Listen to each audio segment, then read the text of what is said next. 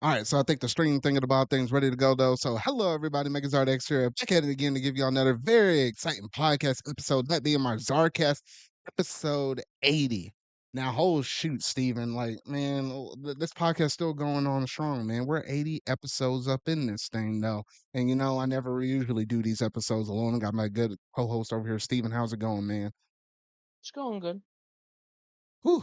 All right, so we're in the thick of things now. It is the peak time for all these summer announcements, whether it be the Summer Game Fest stuff, the Xbox show. Usually we'll have a state of play or maybe a Sony showcase, but it was a state of play this time though. And then we usually have the Nintendo Direct. So I think this is probably the first time, Steven, I think since COVID, we might have all of this stuff from the traditional end of May to throughout basically the month of June, since like E3 Well, has basically gone on this little well, weird funky thing. Pretty sure because remember during the peak of COVID, it'll either be sporadic, stuff happen in July, some things happen in May, some things happen in June. This is probably the most well, consistency that we had.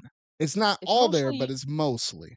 it's mostly been Sony that has been kind of being stupid because they've just been doing state of plays or they've been doing their own special PlayStation showcase whenever they want. They don't really, they kind of do it whenever they feel like it now. And to be fair, it's not like PlayStation even has that many offerings of their own anyways. I'm pretty sure most people buy a PS5 for multiplats. But that's besides the point. I've gone on in the past about my issues with Sony. Um didn't stop me from getting a PS5. But yeah, it's mostly the state of play that never lines up correctly. But yeah, state of play, Microsoft Showcase, Summer Game Fest, which I guess Summer Games Fest is gonna replace like your other smaller showings. Square Enix used to have a showing, Bethesda used to I have a miss the showing. Square Enix showings, man, because sometimes they come Well, out yeah, hitting. Dang it. that's what I'm. Well, I feel like whatever would be in one of those is gonna be in one of Yeah, these. it Like literally for will. I'm example, expecting uh, 2 things maybe, but I don't wanna say them yeah, too early because we'll get to it. One of those topics is yeah, just our predictions and stuff. yeah, but yeah, well, we're definitely getting something Square Enix in one of these. But I'm excited. Obviously, it's the first time in a while I've been excited for one of these. Like Nintendo always delivers. Like last year we got Super Mario Bros. Wonder, Peach Showtime was revealed, Luigi's Mansion 2, and then there were some other games in there. I think WarioWare. Yeah. Like they when they feel like it, they pull out like a lot of stuff randomly. Yeah, so at least now that we're in the peak season for it, though, these next 3 episodes, so episode 80, 81, and 82, we'll probably have something to talk about within a big major showcase or some major event. So the main highlight for this episode will be Sony State of Play. In the next episode, hopefully, it should only be, I think, Summer Game Fest and Xbox and stuff. And then lastly, in episode 83, more than likely it'll probably be Nintendo's because I imagine they're going to wait till everybody else is done. That's what my gut's telling me though. So yeah, over these next few episodes, we should have some good stuff to talk about. So none of the topics will ever be dry though. But we got all of that. We got a couple of pop culture stuff to talk about as well though. So it should be overall a really good show though. So Steven, without any further ado, let's go ahead and jump straight up into that pop culture segment.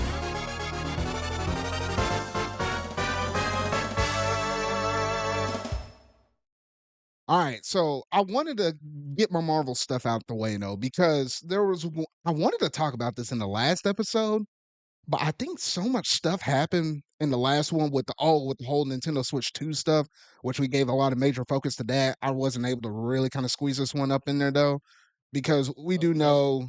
Oh, did I lose you? I probably lost you though. Wait, can you hear me? Yeah, I can hear you. Yeah, you lost me for like a second. We're back. Oh, okay. All right. I guess that's just Discord acting up. No, but I was saying how I wanted to squeeze this topic into last episode, but because of all of the stuff with the Nintendo Switch 2 stuff going on, we just had a heavy focus on it though. Because we know with Marvel side of things, we're waiting on that Deadpool Wolverine crossover movie to happen though. But Disney did come out and say, hey, we got our very next Disney Plus show, and it was Agatha all along. No, literally, I think that's what they're calling this thing though, 'cause it was funny because I think they had, like, several different names, and no one could really pin down what the name of the show actually was gonna be, but if you watch WandaVision, it kinda makes sense, like, it was kind of a play on that, so I'll tip my hat off to them for that, though, but I don't have a lot of high expectations for this show, but I like her character. Her character is interesting enough, though, but Steven, you watched WandaVision, right? I did watch one episode, I think. I don't even remember, man. I don't Oh, know. okay, so you don't have too Then much of an origin with her, yeah, okay. well, I know what happens in WandaVision. I seen it on Twitter at one point. Like, I kind of just read up on it for Multiverse of Madness. Oh, yeah, because you have to have a little bit of context for that, yeah. Mm, But yeah, like I get like the main gist. I get that there's like this, like literally like what Agatha her name is, like she's from like the old ass like 1300s. She's like an actual witch. an actual witch, like, she was an Yeah, OG.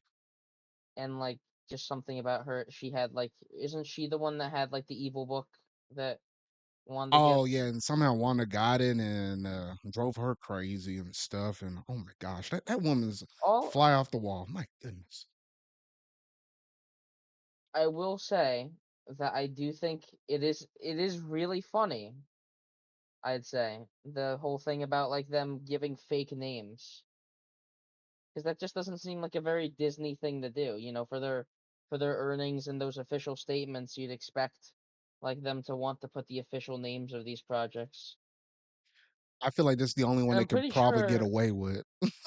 didn't they even give like another fake name only a couple days before the official title? Yes, they did. It was like, Hart something with Harkness? House of something. So there That was was there like one of was the other names, and I think maybe that there was was the another one. original. I think the original was House of Harkness. Then you had Coven of Chaos or something. And then it was like like it was a reference to something, lying something. Can you look this up Hold on, actually? let me see here. Cuz like it was stupid. I just remember one of those other names was really stupid, but then they finally settled on Agatha all along, which I know is a reference to like a song in WandaVision, I think. Oh, Agatha Coven of Chaos, Well, yeah, and then and there then was like House one of more. Hardness. Um, let me see. Was there another one? I swear there was another one, unless my memory's off. I have to go to Wikipedia up on this mess though. Those are the only ones I'm seeing right now. There might have been another one, but I don't know. Shoot. Without If going I through and digging up through all if I find it, I find it. the Twitter posts or whatever though, but yeah. I don't have a lot of high expectations for this though. However, I think this is the first show that we're gonna have for this year. And then I think this is gonna be like with the new format of things, like how they're kind of doing some of the restructuring. So for that aspect alone, I'm gonna keep my eyes peeled on this one though, because this one I don't see like a lot of huge continuity with it in the traditional sense of the MCU movies and stuff. But I'm just looking for just a good time, just sit down and watch the show and have a good time. Yeah, Because I this can't. is a very random one. 'Cause what was the one that we had before this? I'm trying to remember now. With the Oh, show, the last show we had before this. was it Hawkeye, or am I going way No, too no, far? Hawkeye. Gosh, man, that's like the first year Echo, that probably. Echo. That was actually Echo was Yeah, actually but really good. I like that mess. That was good. I know nothing about that You show. need to watch that show. Oh shoot, that was Ah, ooh. the MCU stuff just fucking bores me, and it's so No, but many this one hours. felt I mean, you could jump into that one without you can have a vague sense of what happened in the first saga, like, where all the good movies released. You can watch all of those or not even technically watch all of those as long as you watch most of the Well, I Avengers guess movies, and you'll have enough context for this. yeah, but I guess it's just annoying. Like an example, like a good example, like fucking Multiverse of Madness. Multiverse of Madness, you basically needed to have some kind of knowledge on WandaVision to even understand, which I just think is stupid. Yeah, I think that was, like, the most heaviest one, and everything else has been a little bit lighter than that. So I just not don't too even get bad, the but, point. Yeah, I just don't even get the point of them doing it at all, I guess. yeah. But no, Yeah, this is gonna be the first one after their new restructure and stuff, so we have to kinda see how they're gonna play their cards, though, but, yeah, basically for that aspect alone, that's why I'm really looking forward to this. I do like the character and stuff, so I think it's just gonna be a good, fun time, not really to take anything serious, but should be somewhat good on the levels of Echo, but definitely on the other side of the spectrum, nothing close to, like, She-Hulk or nothing like that, like oh, good night. But anyway, though, that's all I wanted to say on that. Just a little quick news. I think the series is gonna drop out in the month of September, if I have that right, though. But Oh, yeah, and it's I did find one thing. It actually went through 5 titles. what the freak. It went House of Harkness, then Coven of Chaos, then Dark Cold Diaries, and then it changed again to The Lying Witch and the Great Wardrobe. Oh, I remember that one. Yeah. But then for like 2 days later, they finally like posted a video on Twitter going through all the fake names and then went like Agatha all along. It was definitely interesting because like it was probably just like speculation on that must have been fun. Yeah. That's like the one thing I'll remember about the show because chances are I'm not watching this until WandaVision is like until I watch WandaVision. Yeah. I mean, yeah. Jealous of But at you the because same you have a lot of good shows to potentially yeah, watch. You just don't sit down and do it. yeah. I think the thing that sucks is that these should like if these were like not like 2-hour movies, it'd be a lot easier to sit down and watch one of them than watch Oh, like yeah. I 6 mean, episodes of a show. mm, It's like the same thing that Star Wars did. You know, Star Wars had that Obi-Wan Kenobi show and that Ahsoka show, and they were like either originally movies or could have been cut down to make movies. And I'm just like, I don't really want this. I don't want to sit down in my chair and watch 6 episodes of a show just to slightly understand the next MCU thing more. And even then, the MCU's kind of been stupid with like Ant-Man. Seems like they don't even know what they're doing because the Kang might not even be the villain anymore. So it just MCU's kind of not falling apart. it's a whole nother discussion for another day because if they literally move him away from it, yes, we already had the villain kind of set up for the Avengers movies that happens after, King the It makes Conqueror and Ant all of that. But I'm it like, makes what the freak? Ant-Man useless. It makes Yeah. everything with Ant-Man and Loki useless because Ant it doesn't Loki like the whole point is setting him up. Yeah, no, Loki, that was the first time that we saw him, King the Conqueror, or reference to was in his Yeah, show. So yeah, it and the does kind whole of undermine it. point, Yeah. especially because Loki is the one that people like the most. Definitely, Oh people yeah, no, actually like his that his one. series is number 1 out of every show that I watch. Yes, his was number 1. No, but yeah, I'll get to those MCU shows eventually. Seems I liked the whole marketing gimmick they did with this one. That's all I can comment really. Yeah. Alright, well, that was our one little Marvel segment. We gotta take our victories where we can get them, though, but everything else, the other couple of well, actually not couple, the only other pop culture thing I had to talk about was technically halfway in the gaming sphere, so we'll go ahead and talk about that one next, though, but yeah, Nintendo did report out and said that they're gonna open up another Nintendo store not in the New York area, but all the way down in California, going from coast to coast in San Francisco. And, when I saw this news, I was like, come on, man. Just want something that's close to me. I mean, technically, I'm in the center of the continental United States. So I'm like, well, shoot, Yeah. they ain't going to put a Well, store over here. yeah, but you've been to New York, But I've been to New so York, so I had seen you're that more store. Yes. yeah you're more likely to go to New York. I'm assuming, right? Like, was it like You you know have what? family out there? Honestly, I mean, it took us a long time to get up there because we went by car one time, and shoot, it took us like fucking forever to get all the way up there. I ain't gonna lie though, but at the same point, if I were to go all the way to San Francisco, that almost would take me just as long to get over there as it does to get all the way up to New York. So I'm like, this is But not a win-win for me either way. I'm like literally smack dab in the middle. wait a second. Did you say that like you did that by car? Yes, it was a road trip. We How went up there one time. how Yes. did you do it all in one sitting? No, not on all in one sitting, like, Okay, no. I was gonna say I would pity you because I just want me going from New York to only North Carolina was 12 hours. So I'd only guess how many hours that took. Probably like 40 total. Must have No. been fun though. Yeah, I it li- was I like a always li- I always 20-ish like going on road hour trips. it was a 20-ish hour road trip to get up to New York, but for me to get all the way to California where this store is at, it's roughly 20 hours in the other direction.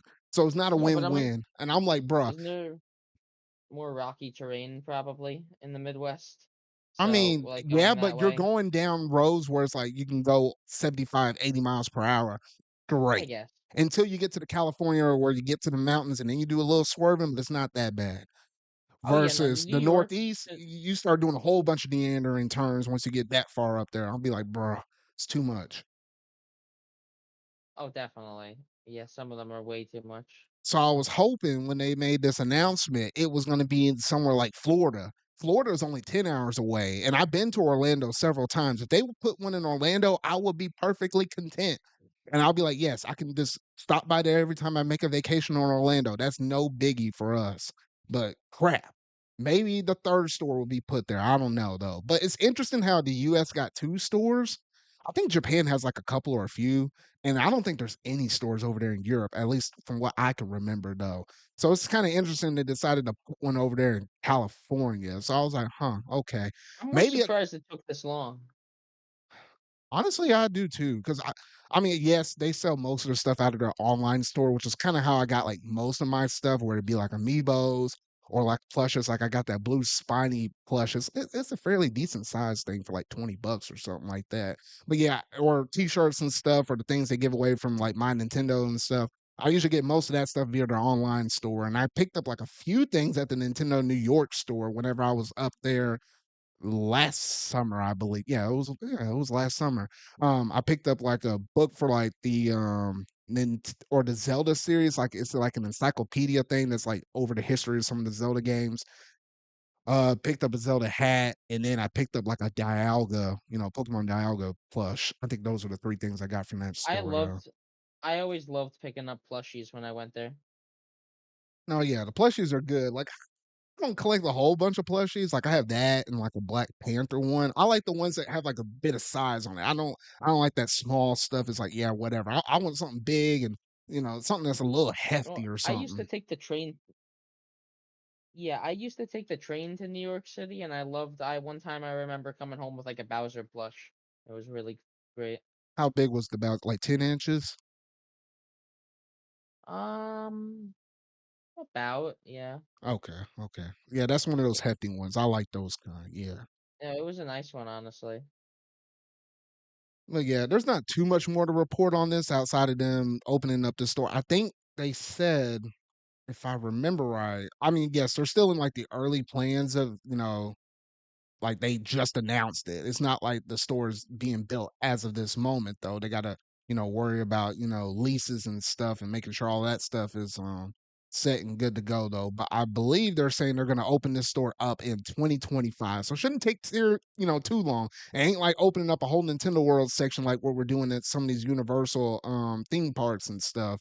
But yeah, if you happen to be in that California area, you can go ahead and check that out because it'll be a hot minute before I can even potentially go Yeah. over there. It'll be the next time I do go over on the West Coast, which whew. It's interesting. You got this, and you also have Nintendo Museum, which I forgot where that is. No, that the museum's over there in Japan. So if you happen to take a trip over there, then yes, you can visit that out. Did Nintendo not have an official store in Japan as well? No, they do. It's Okay. somewhere. I don't know if they It was have just, one or if they yeah. have like two or three, but yeah, no, they got one over there. Yeah, no, that's interesting that like it's Japan and the US and that's it, right? Yeah, but then again, those are like some of their biggest markets. Like I'd what have the to assume, Nintendo of yeah. America is the absolute biggest. I And then if know you were in to only Europe consider it's one country, then I think it's Japan, and then it's like all those other countries in Europe. isn't Europe like mostly Sony from what I've heard? Like a lot Mostly more Sony, Sony in predominantly Europe. more Sony, then Nintendo, lastly Xbox. Whereas in America, Jap- America's Japan kind of though, fucking Japan is Japan is dominating everything. Nintendo Switch, very little PlayStation 5 nowadays, and no, I Xbox is barely existent. no, no, there's a decent amount of I mean, a decent no, decent amount of PlayStation. Like there's a Final decent Fantasy amount, games but still it's sell not. well over there. No, but that's the thing though. They've been selling progressively worse, Steven. Like I think I made a video on this though. Well, What because was it? Final they Fantasy VII Remake sold like over 10 million copies. And then you turn around and you look at Final Fantasy 16, that sold about 4 million copies. When you look at Final Fantasy 7 Rebirth, they hadn't even given the numbers for that yet. It's well, yeah, progressively been getting a little bit worse because the dominant system over there has been Nintendo Switch, and that's about it. And I think that's partially been harming them, and that's one of the reasons why Square Enix like, look, we're just gonna put everything out on every console now. We're just pivoting. well, good. Exclusivity is never a good thing. Like even, Nintendo even I would like one day if they put their games on other consoles. Nah, they ain't gonna But the do that. difference no, but I'm just saying the difference with Nintendo is at least that there's a like they take advantage of their hardware to the fullest always. Oh yeah, no, like Like yeah, the hardware, that's why I'm excited for Nintendo to finally be with better hardware, hopefully. Because Nintendo always pushes their hardware to its limits. Look at fucking Age of Calamity running at 20 FPS. Like man, that's the they one we find needed a the pro way. on.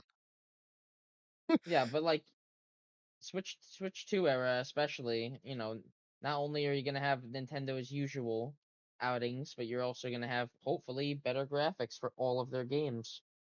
And even then, like the graphics don't even matter for most Nintendo games because of the art style. I'd say the only Nintendo franchise that desperately needs a visual overhaul is the one that I don't even have to say Wait, visual Say overhaul? it. Yeah, say it with me, Zard. The only franchise the only Nintendo franchise that desperately needs a visual overhaul. Oh, you talking about Pokemon? Yeah, of course. See, he Oh, knows. okay, okay. I don't even have to. I don't even have to say it. It's just the It's still reputation gonna take is them a there. little bit of time, but we'll Motherfuckers. see how that goes. But yeah, we No, picked. but yeah, it's going. It's Nintendo's on a roll with all these with how good they're doing financially and opening new stores. Yeah. Yeah, they've been expanding the brand quite a bit between the new stores, obviously the movies and stuff, and then obviously, selling their hardware games, got a new console coming in next they're rolling over there. Like, they've been the ship, just treading the water just nicely. I don't know. Hadn't run into a lot of storms and stuff. Yeah, they have a little bump here and there though, but it ain't been nothing to write home about or anything like that. But yeah, it's pretty much all we wanted to report on, at least with Nintendo opening up that new store in the San Francisco area that should open up in the year of 2025. But that's going to basically do it in terms of all of our pop culture segment stuff. So now let's go ahead and flip it on over into what's in the gaming news.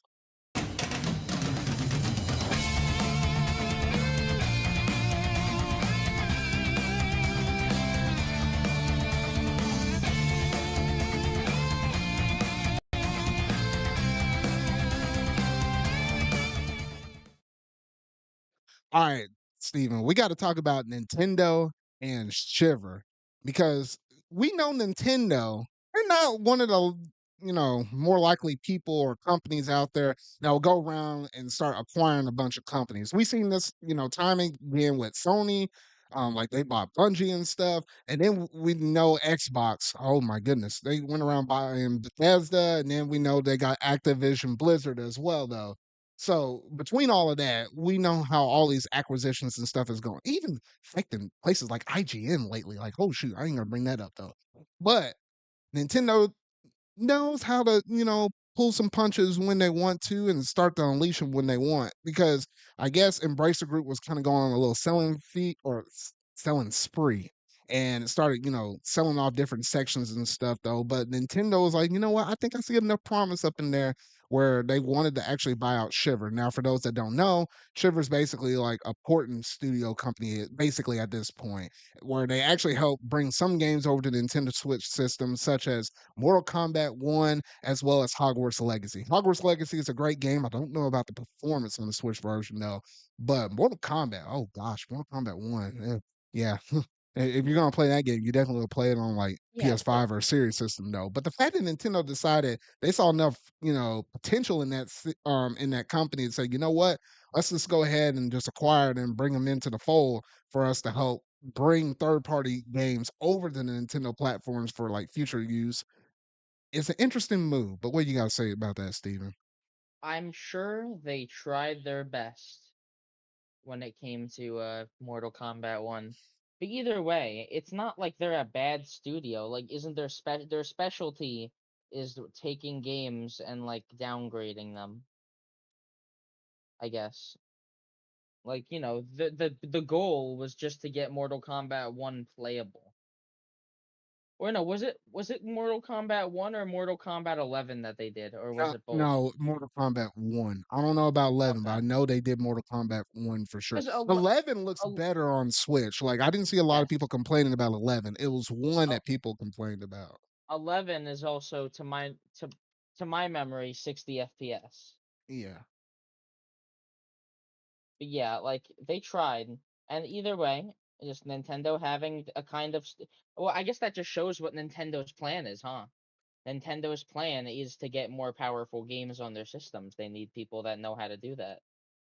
Yeah, because I mean, if you're looking at all of this stuff, I think this is a very Nintendo move for them to make. Because when you look at everybody else in the industry, these ballooning budgets, games taking sometimes the whole length of a console's life, 5 to 6 years to make. Games are not gonna be much easier for them to make. Nintendo has came out in statements during some of their, financial reportings, and they're like, "Hey, look, game development is gonna get progressively harder and stuff." Obviously, they're gonna see that stuff in the first party wise when they're trying to make their own games, though. But you gotta have incentive for other people that get your console.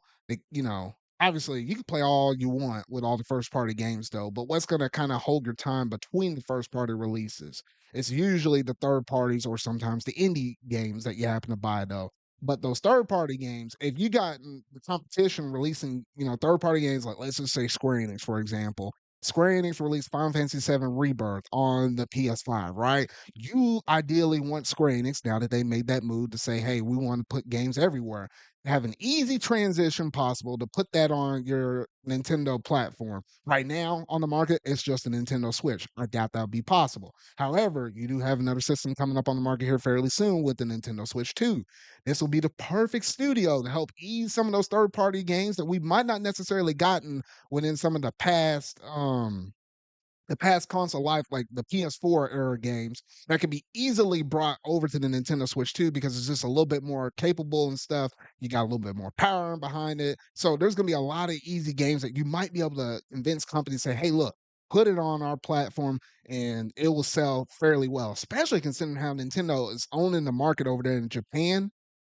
And, if that's the number one main system over there, and if you're somebody like a Square Enix and stuff, and Final Fantasy, as big as that series is with the brand recognition and stuff, you want to make sure to sell that to your Japanese audience though. But if they're primarily on Nintendo platforms, hey, you gotta find a way to get that mess over there though. So yeah, I definitely feel like Nintendo is definitely pulling the long game with this company. And yes, even though they're going to be going through important games to Nintendo's platform, it's also still gonna put other games on other platforms such as PlayStation consoles and Xbox, at least for the time being, in terms of the notes and stuff they mentioned in the original report.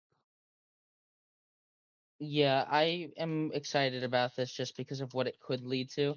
And Nintendo, are talking about like how Nintendo sprinkles stuff in between their first parties. Nintendo is usually very good. Recently, I mean, not during the Wii U era. Recently, they've been very good with giving like a consistent schedule of releases. Like for example, I was going to mention how, nowadays not only do you have your like, you have your monthly well, not even monthly. You have your occasional NSO games, and they've been picking pretty good ones as of recently. You have your actual first party releases, and 2024. Even though it's been a slower year, they've at least consistently been putting out remakes, things that people want. Like they've been putting out the remakes of actual requested games this year instead of just stuff to hold down, like hold the fort.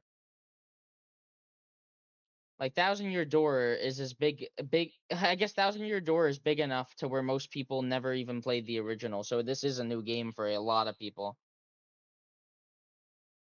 Yeah. I mean, yeah. Well, I was gonna say, indies definitely kind of carried that first year of the Switch. I'll admit. Like, when you finished Breath of the Wild, don't tell me you didn't pick up an indie game just to play your Switch more. I think we all did. Uh, oh, you know what? I'm trying to remember.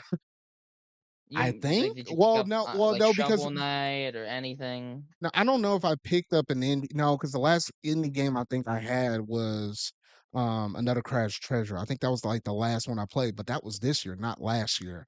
But it wasn't No, too I much of. mean, like, first year of the Switch is what I Oh, said. oh, I'm sorry. First year of the Switch. My bad. No, first Yeah, year of I'm the just saying, Switch. like, when how the Switch has been relying on the Switch indie-wise has been, like, its best quality. So many indie games run perfectly on Switch. I I don't think I. remember Enter the Gungeon specifically is one of my personal favorites, and that I could just take on the go. I don't think I picked up any indies until like 2018. This 2017, we had a major first party game every single month, almost. Like that year No, was we didn't. crazy. I said almost because like We March he had Breath of the Wild. Yeah, fucking April Mario Kart April a was month Mario Kart. after.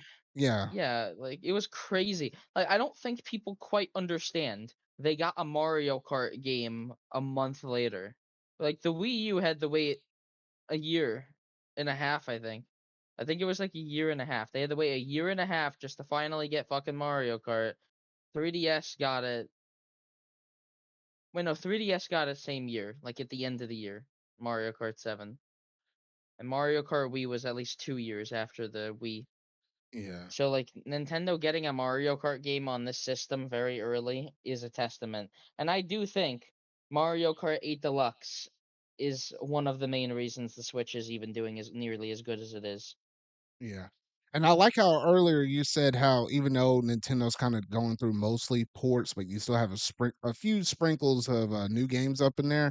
I just saw a random post from Nintendo and was like, look, despite Nintendo having a slower time period of releasing games, within the past 12 months, believe it or not, they have released since Tears of the Kingdom, obviously Tears of the Kingdom, Pikmin 1, Pikmin 2. Then they had the Pikmin 4 as well. So you almost had almost every single game in the Pikmin series. Then you had over here the freaking party game that not a lot of people like. Everybody want to switch. Okay, F-Zero 99, Detective Pikachu Returns, Super Mario Brothers Wonder, WarioWare Move It, Super Mario RPG, Another Code Recollection, Mario vs. Donkey Kong, Princess Peach Showtime, Endless Ocean Luminous, and Paper Mario and the Thousand Year Door. All those titles I said have released within the past 12 months. It's crazy how we're knowing we're getting towards the end of the Switch's life, but the fact they can put out that many titles and you compare it to something like Sony or Xbox where it's like every 3 or 4 months at best, sheesh.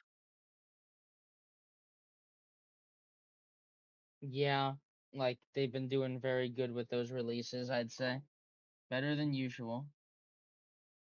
Yeah, so overall, I do think that there's gonna be a lot of promise between Nintendo and Shiver in their partnership now that this is a fully owned first party studio though, so it's going to be interesting to see how many more port jobs that they do for competition before they just say, all right, you're fully in-house, you're just going to help us bring them third party. I'm fully I want to say I'm almost fully confident. I know for the time being it's not going to be like that, but I feel like with enough years passing, Nintendo could just flip that switch because you have to keep in mind there might be some contracts going on right now between Shiver and the other third party studios out there though. So I imagine part of it might be possibly that. But who's to say in the future there's like, hey, this is just only gonna work with getting third party games and stuff to the Nintendo platform though. But yeah, interesting little bit of news, but take what you will with it though. But I think, we'll have to wait and see at least the fruits of the labor between this acquisition though. All right, Steven, now we got through some of these topics now. Now we're down to the fun stuff though. So before we jump into the Sony State of Play stuff, we got to talk about a recent game that came out from Nintendo. Yes, I'm talking about Paper Mario and the Thousand Year Door. Yeah. Quit busting out your mic, man. All right, I know you're fight, but we got to keep the expectations somewhat mild. All right. We got to raise this thing up. We can't start off like 100 to nothing. You got to rev up your engine just a little bit more so though. That's So fair. All right. Yeah, you begin.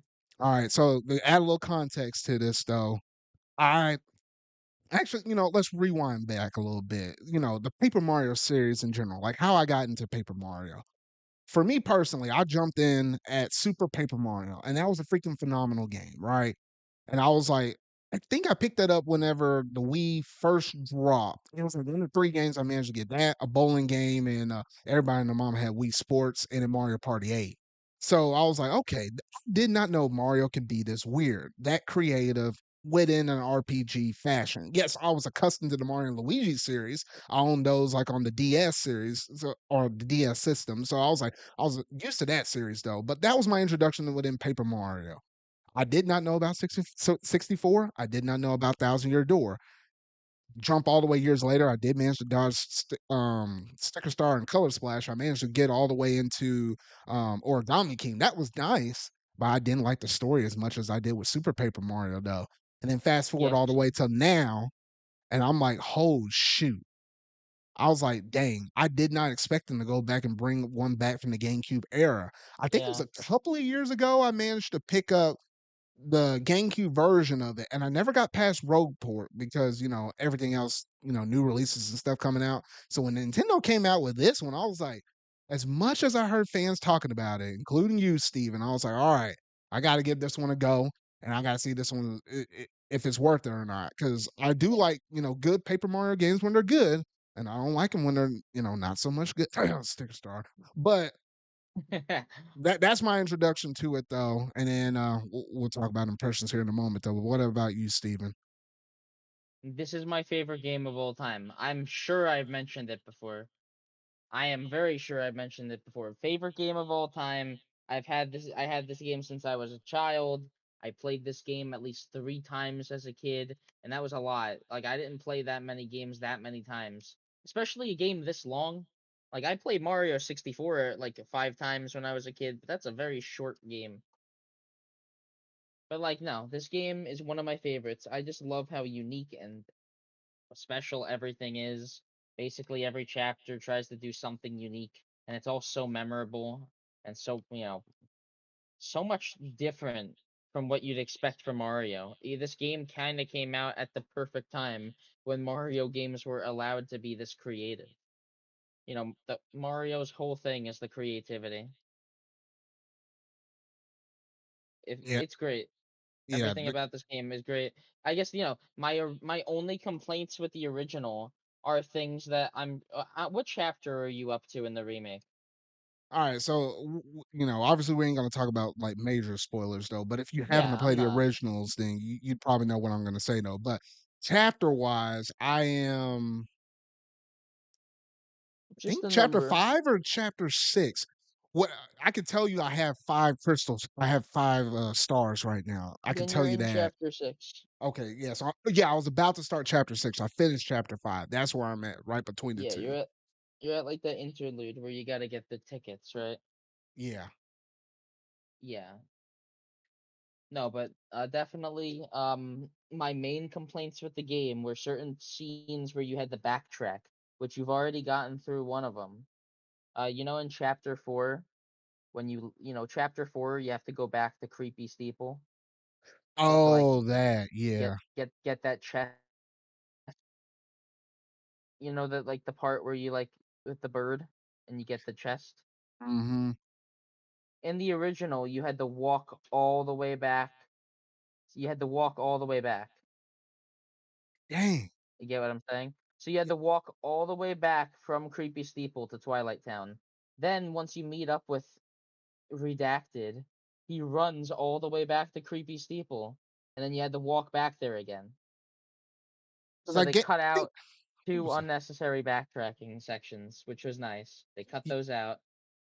Yeah, because I think you had to run to his place, like, twice, I think, normally, Yeah. and then anything else And beyond that, you had a fast travel point. Yeah. the room with all the pipes, like in Oh, this yeah. one with all the Uh-huh. pipes that are numbered, that was not nearly as nice as it was in the original. The original, it was kind of annoying. Getting back from area to area was not nearly as fast. So there's a part in chapter 7 where you're gonna have to kind of travel around, and you're gonna realize you're not gonna realize it because you didn't play the original, but it's so much faster from what Yeah. I've seen. I'm not up to it yet, but I've heard people talking about it. Yeah, I did have to backtrack a couple of times for they do have, like, a little side quest thing where it's like, hey, you get to help out people within Rogueport, which requires you to go to certain other regions that you previously explored. So I experienced a little bit of it, but not heavily within, like, just the main story, though, but I can see what you're talking about, though. But that's, like, one of the major improvements they did with in Paper Mario outside of the redone soundtracks, whereas it's more, uh orchestral. Yeah, I think I said that right. But you still have an option of playing the original classic music, like, they give you Yeah, a badge for that, which is, pretty nice right there, along and with just the retouch graphics, so it's just nicer. yeah, and even then, like, the new music fucking slaps, okay? I don't care what people say. I don't care if the original soundtrack has some songs that are better, because it does. But oh my god, they added so many unique battle themes and so many unique themes for each of your partners for the first time you meet them. Like, every time you meet a partner, there's like a new song that plays that was not like that in the original for the most part. Uh, every battle theme, every chapter has a unique battle theme, which you may not believe that, Zard. The battle theme that plays in chapter one used to play throughout the entire game. Wait, hold, what the freak? You telling me the main battle thing that you played in chapter 1 was the Was same universally in throughout well, the whole entire game? obviously you had your boss battle themes, and you had your event battle themes. I'm just Oh, the talking ones about that you like can't run away from? you know any remix of the dun dun dun da da da da da da da da da like Oh, that okay, yeah. that was the same. But there's Wow. so many different versions of it now. So many the remixed sound, like a lot of the new sound effects are really nice. A lot of the new poses, a lot of characters have a lot more animations. Because that was the big thing about the original that I like is how creative and how expressive it is. It's so fun. And they just did that but more. They just added more expressions to each character, more sprites, more sad poses, more like hit poses. Like they added so much more stuff that makes the game itself feel nice. The only actual complaint I can give so far is that the 30 FPS, it would have been nice if it was 60, but it's playable. It's not nearly as bad as people were acting like. No, because I think the people that were complaining, I don't know if they were the ones that actually went back and played Origami King, because in terms of performance, like, both of them are pretty much tick for tack. If you could tolerate Origami King, and if you don't go back and, just try to pick up a GameCube copy and play it, then yeah, so you're going from Origami King straight to Thousand Year Door, you're not really gonna notice much of any kind of difference because both those games If run you're at 30 frames per second. So I if was you're like, going from if you're going from Origami King to Thousand Year Door, I genuinely fucking feel bad for you. To be well, I honest. mean, in terms of my Yeah. most recency of me, well, I did dabble with 60 Paper Mario 64 when that came out to NSO. Outside of that, Yeah. yes, I technically went from Origami King back to Thousand Year Door, but, originally I started off with Super Yeah. Paper Mario. But yeah, I mean, I think that's the cool thing because I did not know about that in terms of the music when you mentioned that just a second ago, because I guess they pulled that aspect from Origami King because Origami King had the different variations of the battle theme. And I Oh guess they yeah, took and they that were great. aspect from it and applied it within Thousand Year Doors OST. So you know what? Hey, if that Yeah. game inspired that, that's cool. Because I think one of the favorite tracks I like in Thousand Year Door is that variation of the battle theme that you whenever you're going, and this is like in World One, but whenever you're in the castle trying to look for that dragon, and Yep, that battle good. theme right there, I think that's my favorite rendition of the theme thus far. I Which I really heard a lot of I good ones, but that one's good. I really like the one in chapter 4 in Twilight Town because I've been playing it today and I'm like, "Holy shit, this is really good." But Mm. also the one in chapter 3, it's just in all of the arena battles, Oh, like the the arena battles, electronic. that was good too. That was good Yeah, too. in the glitz pit. It's great. Like, there's so many touches. Like they just went in and they were like, "Oh, that felt missing in the original game. Let's add it." They added some, not gonna say what they are, but there are two new secret boss fights.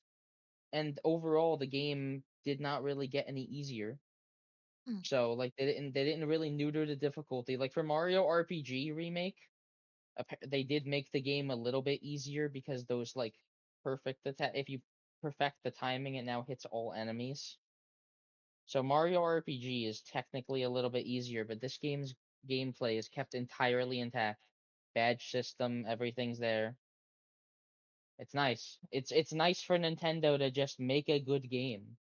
Or they didn't, this is a remake, but still, they didn't fuck with it. This is my favorite game of all time. If they messed with it, I would not be happy. And you know why they didn't really mess with it, Steven? Because they brought back the original Mm. director that made the first three games, 64,000 Year Door and Super Paper Mario. And then They he brought him jumped back, off. and he Yeah, jumped he right just back left. off after that. And I was like, "Damn." Apparently, like the guy that has been helping, like the main director for the last three Paper Mario games, has been working on Metroid Prime 4, so he's been too busy, is what people are saying. Huh. When that just, I can't wait for Metroid Prime 4 sticker star, motherfuckers. Oh no, heck no, heck no. No, but like, no, but like, either way, I think that's just kind of funny that they had to get this guy back because they were like, wait a second, we need someone that actually knows Paper Mario. Is supposed to be good. At And I least with think you, Zard. I'm happy you started with Super Paper Mario because Super Paper Mario is a great starting point because it's a platformer, which is kind of good. It's like a good way to bridge the gap. And also, Super Paper Mario is extremely unique. It still has the chapter system. It still has, I know this is nitpicky, but it still has the exact same font and a lot of the same like sound effects and music style that the oh original yeah. Thousand Year Door had. Like Thousand Year Door and Super Paper Mario share a lot of similarities. There's Easter eggs referencing Thousand Year Door, like the partners and all that. Like, those cards you collect in Super Paper Mario? Most of your old partners are cards in that game.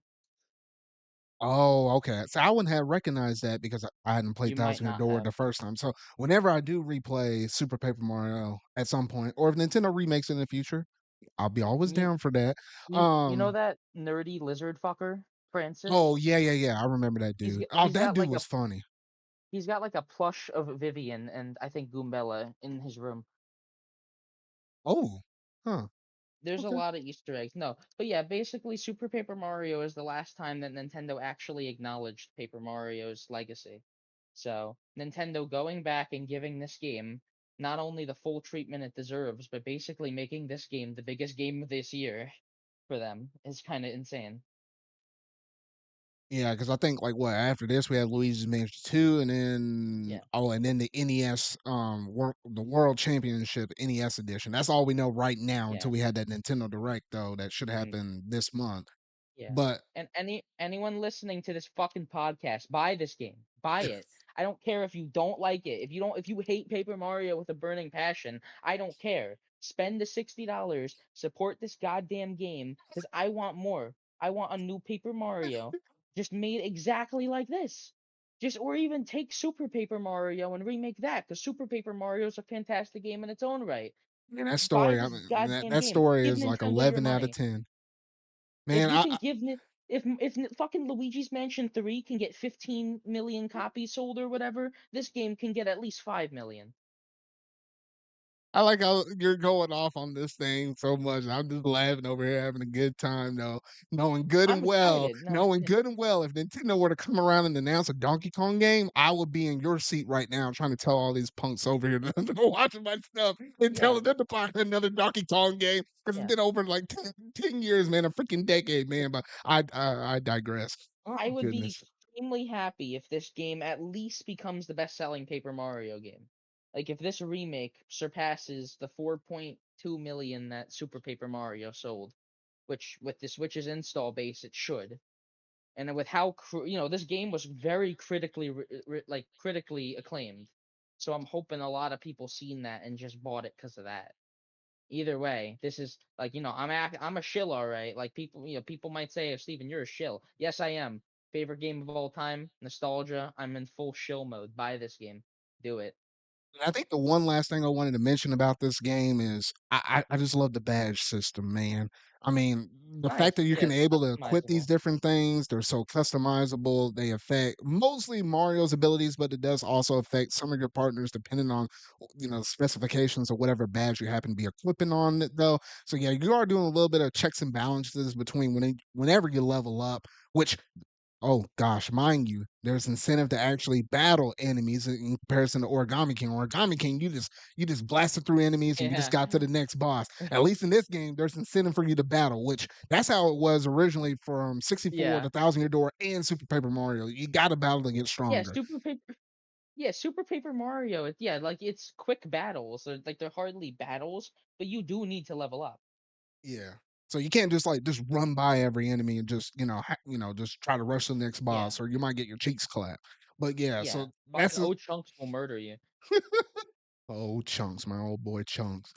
But yeah, that's one of the things I really do like about this thing, and it kind of caused me. I was like, at first, I was like, okay, I got to give myself a little bit of health, and I got to give myself the flower points, right? Like that's how you use most of your special moves and stuff.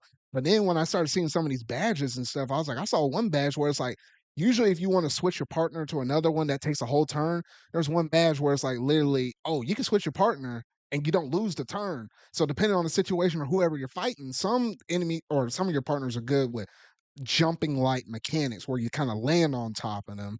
And then you have other ones that kind of like smack it head on, depending on the defenses of who you're fighting, whether they got spikes or not, or if they're up in the air, if they're grabbing onto a ceiling makes certain partners better for certain situations. So stuff like that causes you to think and try to equip your characters and stuff in the best way possible to give yourself a fighting chance. So it's just stuff like that I love seeing within a Mario RPG, which I hadn't seen lately. Well, I guess the most recent one, Super Paper Mario, or not Super Paper Mario.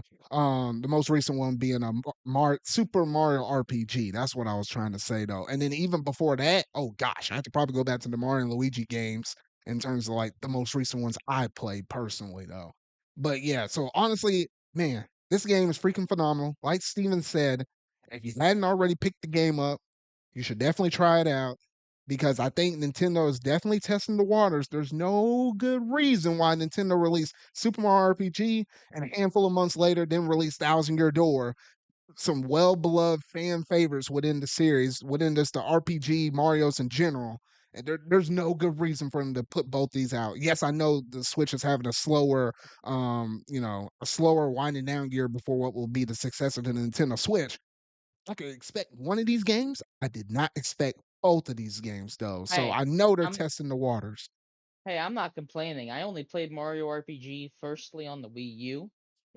About 7 years ago, I played it on Wii U, and even then, I seen how good that game was.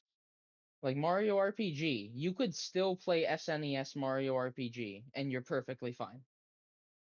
Like I love the remake, but the original is still so good. I'd argue that that game didn't even need a remake compared to this Mm, game.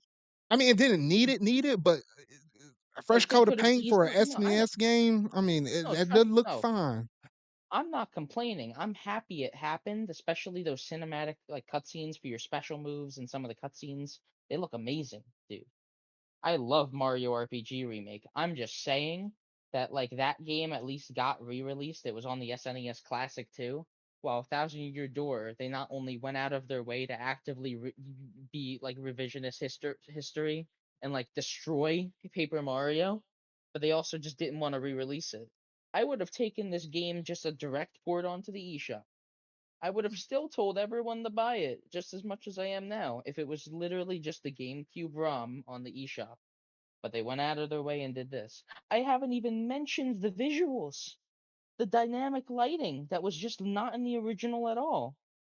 The frame rate is a consistent 30 FPS. If this game was 60 and it also had the visual upgrade, it would be so much better than the original. Yeah, so Like, you heard it oh from my the god. horse's mouth. You heard it from the horse's mouth, or I should say horses. But yes, honestly, it's a great, phenomenal game. If you have a Switch, you should definitely pick it up. We don't know what we're getting for the second half of this year, but at least for the first half, we did manage to get some bangers, and leading the pack was none other than Paper Mario and the Thousand Year Door, though. But I believe that's all we have to say up on this game, though. I mean, you heard from me. I'm about I'm almost done. I almost got like what 2/7 of the game left. Steven's roughly around the halfway point though. But from what we were able to express within our impressions, just nothing but praise for this game. Nothing but praise. All right. So with all of that said, Now we're getting down to the real meat and potatoes of this thing, because with it being the summertime, we getting a bunch of presentations and a bunch of new game reveal announcements, updates, release dates, everything else in between. So first on the docket, we managed to have Sony's State of Play. I like how everybody and their mama was thinking, yes, we were going to get like a showcase. My gut was telling me we're getting the State of Play, and my gut was right though. But oh my goodness, the reception of this presentation, what it managed to get online. Whew, you had some lows, you had some dirt lows, and then you had some highs. It was literally the good, the bad, and the ugly with this presentation. Oh goodness, I think that was the perfect analogy for this thing, though. But look, Steven, I sent you the list of all the stuff in our Discord, all of the announcements they made, because I got to keep track of every one of these presentations, so you can take a look at that, though. So how they started and how they ended the presentation are probably the major highlights, and we'll probably just like briefly skim over, the stuff they managed to announce in the middle, because I did manage to drop a video out here just fully going over every single announcement in detail based on my thoughts though. But now I got you here, Steven. I can have someone to spitball off of though. But that Concord intro though, oh shoot, how did that make you feel? What Concord? You said Concord? Yeah, Concord. It's fucking boring. I'm sorry. It just looks boring. Man, Is because that the unpopular opinion? Because it just looked like no, no, no, Guardians of the no, no, no, Galaxy no. posting. Yeah, you're right. Because literally everybody I've seen reacting to this, and I had it in the back of my mind though too. The presentation had potential in the first, I would say, 2 to maybe 3 minutes at tops, because it gave you that Guardians of the Galaxy vibe. You didn't know exactly what this game was gonna be, because even though we've seen a tease of this before in a previous State of Play, there was no gameplay on it, and I think they just literally showed, like, what, a chunk of meat or something like that, and they just splashed a title on there, and they gave us, like, all the weird details at the end with a static PNG or whatever, and I was like, "What the freak?" So, yes, this was our first look at it, though, but tell me why, Steven. Why on earth did they open up the show with this and had nothing but, I would say, almost 8 to almost 10 minutes of CGI cutscenes that didn't even tell us what this game was, before eventually they showed us some actual gameplay, which only lasted about 2 to 3 minutes. And then we find out it's a hero shooter. 5v5, like an Overwatch, basically, an I'm gonna Overwatch clone. fucking kill myself, And that dude. killed me right there, because I was almost, if this would have been a single player campaign, something equivalent to Guardians of the Galaxy, yes, I might have dabbled with it, or at least, kept my eye on it though. The second they announced that it was a hero shooter, I was out. Like it'd be cool if you like I don't know why like obviously games like No Man's Sky have tried to do like the open world on multiple planets. Why don't we get like a game like Mario 64 where you have a couple different like maybe 7 or 8 different open hubs all on like different planets and make that like a space game or something? Because it looked kind of cool. They said, "Oh, every week you open the game, you get a new cinematic cutscene." Yeah, I wonder how long that's gonna last. I give them a Like, little bit of credit. come They're on, they're they're going all in on these characters. I I didn't expect them to do this, yeah, especially they don't know but whether or not the game's gonna flop. but here's the thing though, it will. No one cared. Literally, no one fucking cares about this game. I've Yep. not seen it like it was. You don't start with a 12-minute presentation. You start with gameplay. If you're gonna tell us if it's a fucking Overwatch clone, just tell us it's an Overwatch clone. I don't care. You have fucking Marvel Rivals later in this presentation that looks infinitely better gameplay wise. They only showed gameplay for that, motherfuckers. But no, Yeah. for this game, like 12 plus minutes, get you beta in July. I guess that's kind of cool. But like, dude, I don't care. You just showed me a generic ass cutscene that almost made me interested. Oh, this cutscene looks nice. I wonder how the game's gonna play. It's an Overwatch shooter. Oh, that explains why all the characters were extremely basic and only had like one defining character trait. Yeah. and, Like, and that's the one thing that rubbed me off the wrong way, was the fact that you start off the presentation, took that long for it to get to the gameplay. The CGI cutscenes and stuff was like pretty misleading, especially for those that really tried to, that really didn't do any digging on Concord and stuff like that. because I think it was kinda known that this was basically gonna be like one of the live service games, but you will only know about it if you really were digging into the deets on the website and stuff like that though. But all those thoughts aside, you cannot start off a 30-minute presentation and literally have a third of the show only be dedicated towards one game. Literally, I can make this announcement much more easier. I don't know if you would start the show off with this or save it in the middle or something like that. Like we've seen with some Nintendo directs where if they really want to go in deep, like I remember Mario Tennis Aces way back in the day, several years ago. While yes, that might have been 5 minutes. 5 minutes was pretty solid for like a 30-minute presentation, but they smacked that sucker straight in the middle. You didn't start off with 5 minutes or something for a game to start it off with. So literally trim out like 7 minutes of the cutscenes, have like only like 2 to 3 minutes, and then have the other 2 or 3 minutes, hopefully 4 minutes, of just nothing but gameplay. And there you go, problem solved.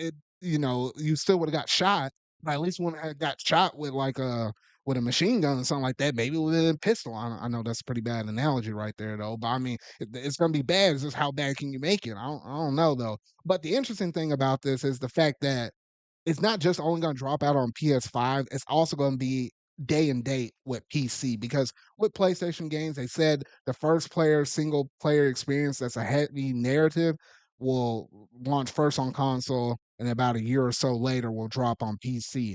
But at Oh, least with geez, Zard. these, oh wait, what did I lose you? No, no, I'm here, but I was just saying I gotta do something real quick, like 2 minutes. You just Oh keep yeah, yeah. talking I'll, about I'll it. I'll keep going. Yeah, but literally in terms of this, it's like yeah, they did say that for the single player campaign stuff, yes, they're gonna drop that always first on console, and then they're gonna turn around and release that on PC a little bit later. Whereas with anything that's I would say basically a live service game, they're gonna always drop that day and date PS5 and PCs. Like the similar situation, like how we had with Helldivers 2, like how that was dropped out on both. Crazy to see how, obviously how much Helldivers 2 has managed to take off. So who's to say? Because I definitely know over there, especially within like I would say Asian countries and stuff like that, I feel like those hero shooters or games like that, they might be more bigger hits on PC audiences than I do think they would be on console audiences. Because I mean, obviously Overwatch and stuff like that, like I think that's like a huge market for those that really like, PC gaming and stuff like that though. So if this game were to be a success, I think they will definitely see it more so within the PC community versus just having it on their own hardware and stuff like that for those that own a PS5. I can nearly bank on that to a certainty right there. I feel like that's the way that Sony has to go. Now, granted, pre-orders are supposed to open up sometime this week, but we don't even know how much this game's gonna cost. Is it gonna be a full-blown $70 game? Is it gonna be a little more budgety, like maybe like a Helldivers 2 could be as low as $40 or maybe 50? We don't even know the answer to that yet. But I think whenever you start looking at that and Sony starts looking at the fan reception that this has gotten online, because like if you were to look at this video for Concord, it got downvoted to there and back. So I feel like if they get enough of a vibe on this, who knows? They might just drop this thing out and say, "Look, everybody has a PlayStation Plus subscription service. Hey, have at it. It's free for all of y'all. So go ahead and jump up in it, try it out. Let us know how it works." Yes, there is going to be a free beta coming out. Was it? I think next month, as what Steven said though. So yeah, so you can check it out. Hopefully, it'd be easy to get into that beta just to kind of get a feel. But if not, you'll probably watch a whole bunch of content creators. It certainly won't be me. I'll let y'all know that. Just to see if that game happens to strike a fancy with you. But at least for me personally, you know, I looked at Overwatch. I tried my Overwatch clones and stuff like that. I just don't vibe with that kind of game series though. So at least to start off this Sony State of Play, it didn't get off to a hot start, at least for me and for a lot of y'all out there. Steven, you back, man? All right, no, he ain't back yet. So anyway, though, so that's how I basically feel, at least with Concord. You heard about Steven's thoughts right there, though. So um, yeah, that's all I gotta say on Concord. If you like this game or you have potential for it, let me know in the comments though. But from the reception that I managed to get from everybody else, though, Nah, like everybody else really wasn't feeling this one. I'm sad to say it though. Next up, you managed to have God of War Ragnarok. It is coming out on PC on September 19th. So you started off with, two back-to-back Sony first party games though. So, they had a presence and they try to hit it out the park real strong out the gate. But with it coming to PC, I mean, ain't anything especially new. I mean, if you happen to have a PC or you want that PC experience with the ultra wide screen and stuff, hey, more power to you though. But it's just a straightforward port over there to the PC though. So we did manage to have that. Um, man, I have to say, the middle of this show, you talk about some weird old lows and stuff like that. Not necessarily with the next game I'm about to talk about, but the one after that though. But next we had Dynasty Origins Warriors. So, leave it up to the Warriors styles to kind of show up with another game in its series though. I've never been much of a fan of Warrior style games, but the ones that we gotten when they're crossover with other well-known IPs, such as the Nintendo ones, you have like your Hyrule Age of Calamity or your Fire Emblem Three Hopes, like games like those. I really love and appreciate because I at least have some history with some of the characters or things they're trying to incorporate within those select titles though. But the General Warriors style games, I mean, it really didn't get me to bat an eyelash whenever I saw that stuff though. All right, I'm back. All right, good timing. So I just talked about God of War Ragnarok coming to PC. What you think about that? The PS5 loses more exclusives every day. Like it wouldn't be a big deal if Xbox and PlayStation weren't literally the exact same thing. Okay. Xbox Series X and PS5 are literally the exact same thing. At this point, like why even buy one over the other? Mm, Like it's just so that's just more boring. That's so if you why want the first party Sony games that are single player that come to the console I first, guess. if you're not willing to play the wait game. That's the only Yeah. difference, really. It's really the only difference. But even then on Xbox Series X you at least get that backwards compatibility with specific Xbox 360 games and stuff like that, which is really nice. But like, yeah, like at least for me, if I had the choice, if I didn't already buy a PS5 a while back, I might have actually bought a Series X instead later on, just to have Sonic Unleashed at 60 FPS. Huh, that's the only thing I could see myself owning the Series X for. It'll literally be just that and nothing else. Not like Um, God of War is okay. It's kind of cool that now you have both of them on PC. That's like obviously games coming to PC is a good thing. yeah. And then the only other thing I mentioned was Dynasty Origins Warriors. It's a game. It's a game that exists. Those games are fun. I just don't have anything to comment on besides I like Hyrule Warriors a lot. All right. Well, you said you don't like those kind of games though, but I got one for you. Infinity Nikki coming out in quarter three of 2024. I was looking at this gameplay. I didn't know if it was an RPG, an open world, or this an adventure style game or a platformer. But this game looks straight up your alley. If you didn't like the warrior style game, right, Steven? Wait, what? I said Infinity Nikki. That game looks right up your alley. I don't know what the fuck that game is, Zard. I don't know. I don't know what it was. It's a dress up game, but what does that mean? Like in the same way Princess Peach Showtime is a dress up Please game? tell me you saw this gameplay footage of this game. That It looked. I'm gonna be completely honest, Zard. Like not. Apparently, this is like a series. Like this is not just a single game. But I swear to God, it looked like an AI trying to generate a bunch of different genres of games all at once. But tell me why this one popped the most out of almost every single one of these games that we got in this whole entire thinking showcase. It stood out for better or for worse, and it probably had the most color up in it outside of one other game, which we'll get Yeah, to at the no, it very end. looks visually it looks interesting. I just don't know what the hell the game is about or what you do in the game. I'm assuming it's a single player game. Yeah, But like, I'm pretty sure because they literally classified this, and I had to look this up. They literally call it an open world dress up adventure game. This might be the first game in the series that's literally called that. But I'm like, what the freak? It literally looked I like so something that Disney I would probably make, but I looked it up. probably better. As players progress through the game, they'll encounter exciting challenges that require the use of different outfit abilities. These levels blend puzzle solving, collecting, and platforming. You'll race in minecarts, navigate through miniature worlds, run from ghosts and rail cars. Each diorama like level brings unique challenges and fun through various gimmicks and designs. Wait a second, this is just fucking Balan Wonderworld. This I is did. literally I Balan. It's literally Balan Wonderworld I again, did not but like think maybe about better. that. I did not think about that because there was one moment I think they ended on a cutscene after all the gameplay, and it looked like some woman, like a witch or something, like, was like literally about to take your head off or something. I was like, "Gosh, dang! It got dark for a game that seemed to be pretty light."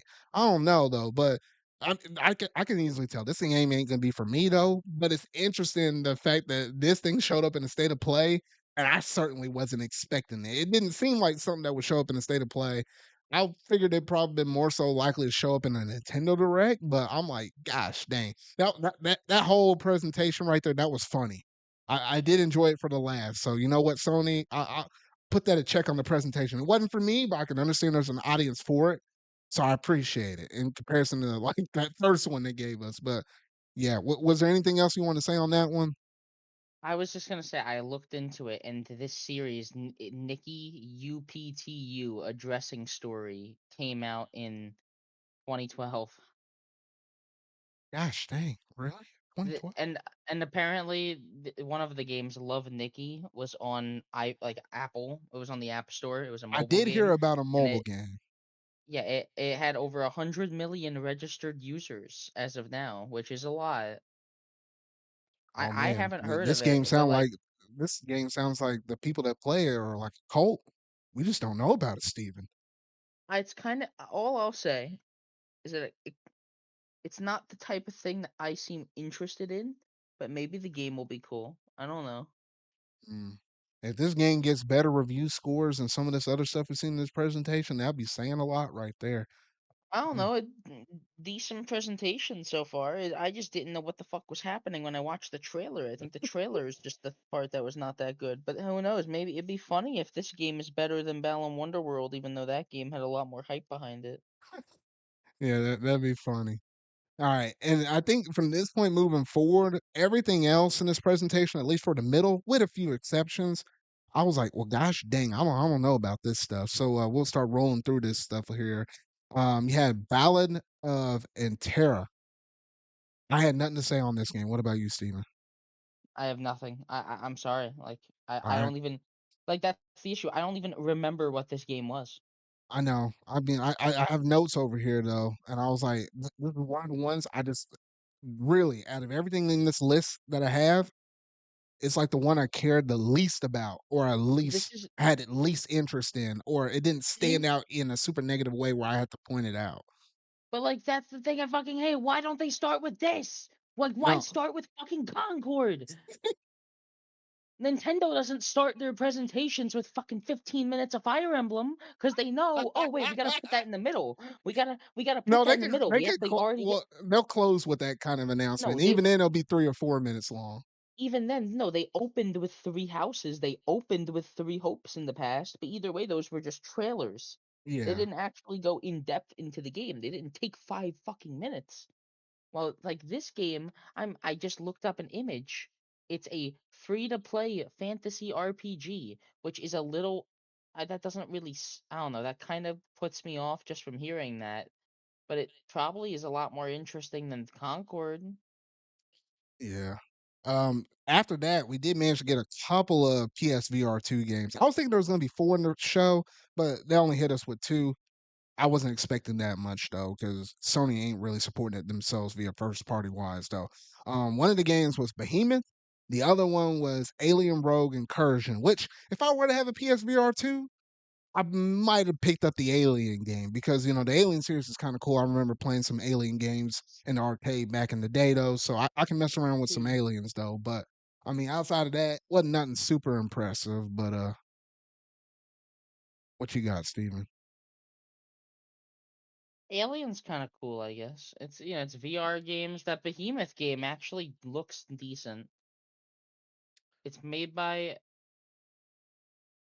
I was gonna say it's made by some. They made a pretty good VR game in the past. That's all I know. I just know they made like a VR game people liked.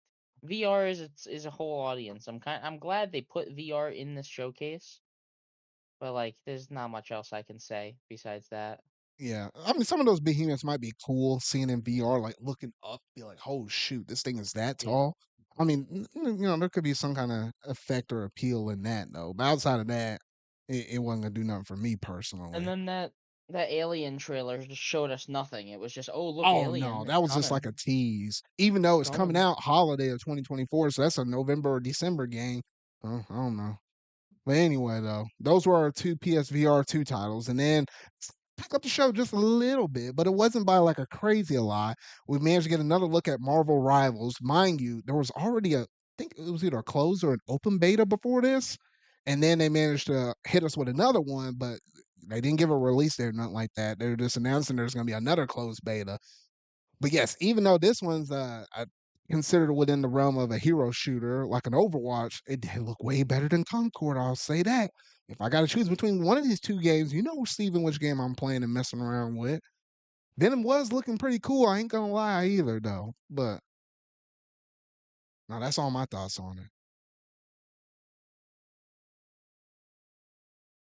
Yeah, this showcase was pretty fucking dry till the last two announcements. I'll be honest.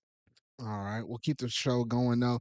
Um, we managed to get another first party game from Sony. They did manage to sneak a second one in the second one that's like substantial out, or technically it's the third one, but they did manage to reveal Until Dawn, which technically is a remake of one of their, the original Until Dawn, though. And interestingly enough, that's coming out for PS5 and PC. So it's not like a major God of War or a Horizon game or Spider Man game. Yet it's considered a remake, but they're still also putting it day and date on PC. So I guess it's not big enough in terms of Sony standards, or we're just going to keep it only on console, then bring it over. They're just like, nah, it's going to sell a decent bit, so we're just gonna go ahead and put it on both at the start, though. I ain't Was too it much of a Marvel horror Rivals? fan. No, I was talking Wait, about no. Until Dawn. Oh, sorry.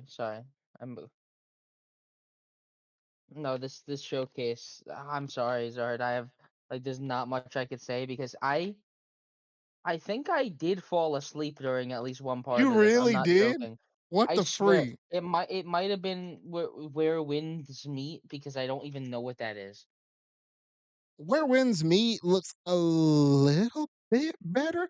Oh, you know what? I actually skipped over that. My bad. But no, that actually happened before the Until Dawn thing, though. But no, Where Winds Meet, it looked okay. It's still in development. Didn't give us a window frame or nothing like that. So I was like, kind of surprised they showed us a game that's just in active development, but didn't have like any window frame or any target for a year or something like that. It was kind of weird because even looking at all of these different games that were announced in the state of play, half of them had release dates or some kind of windows. The other half are like closed betas, something that's in development or something like that. Nothing with a really strong, tangible release date outside of maybe just a quarter, but a quarter is like, what, 3 months? So I'm like, dang.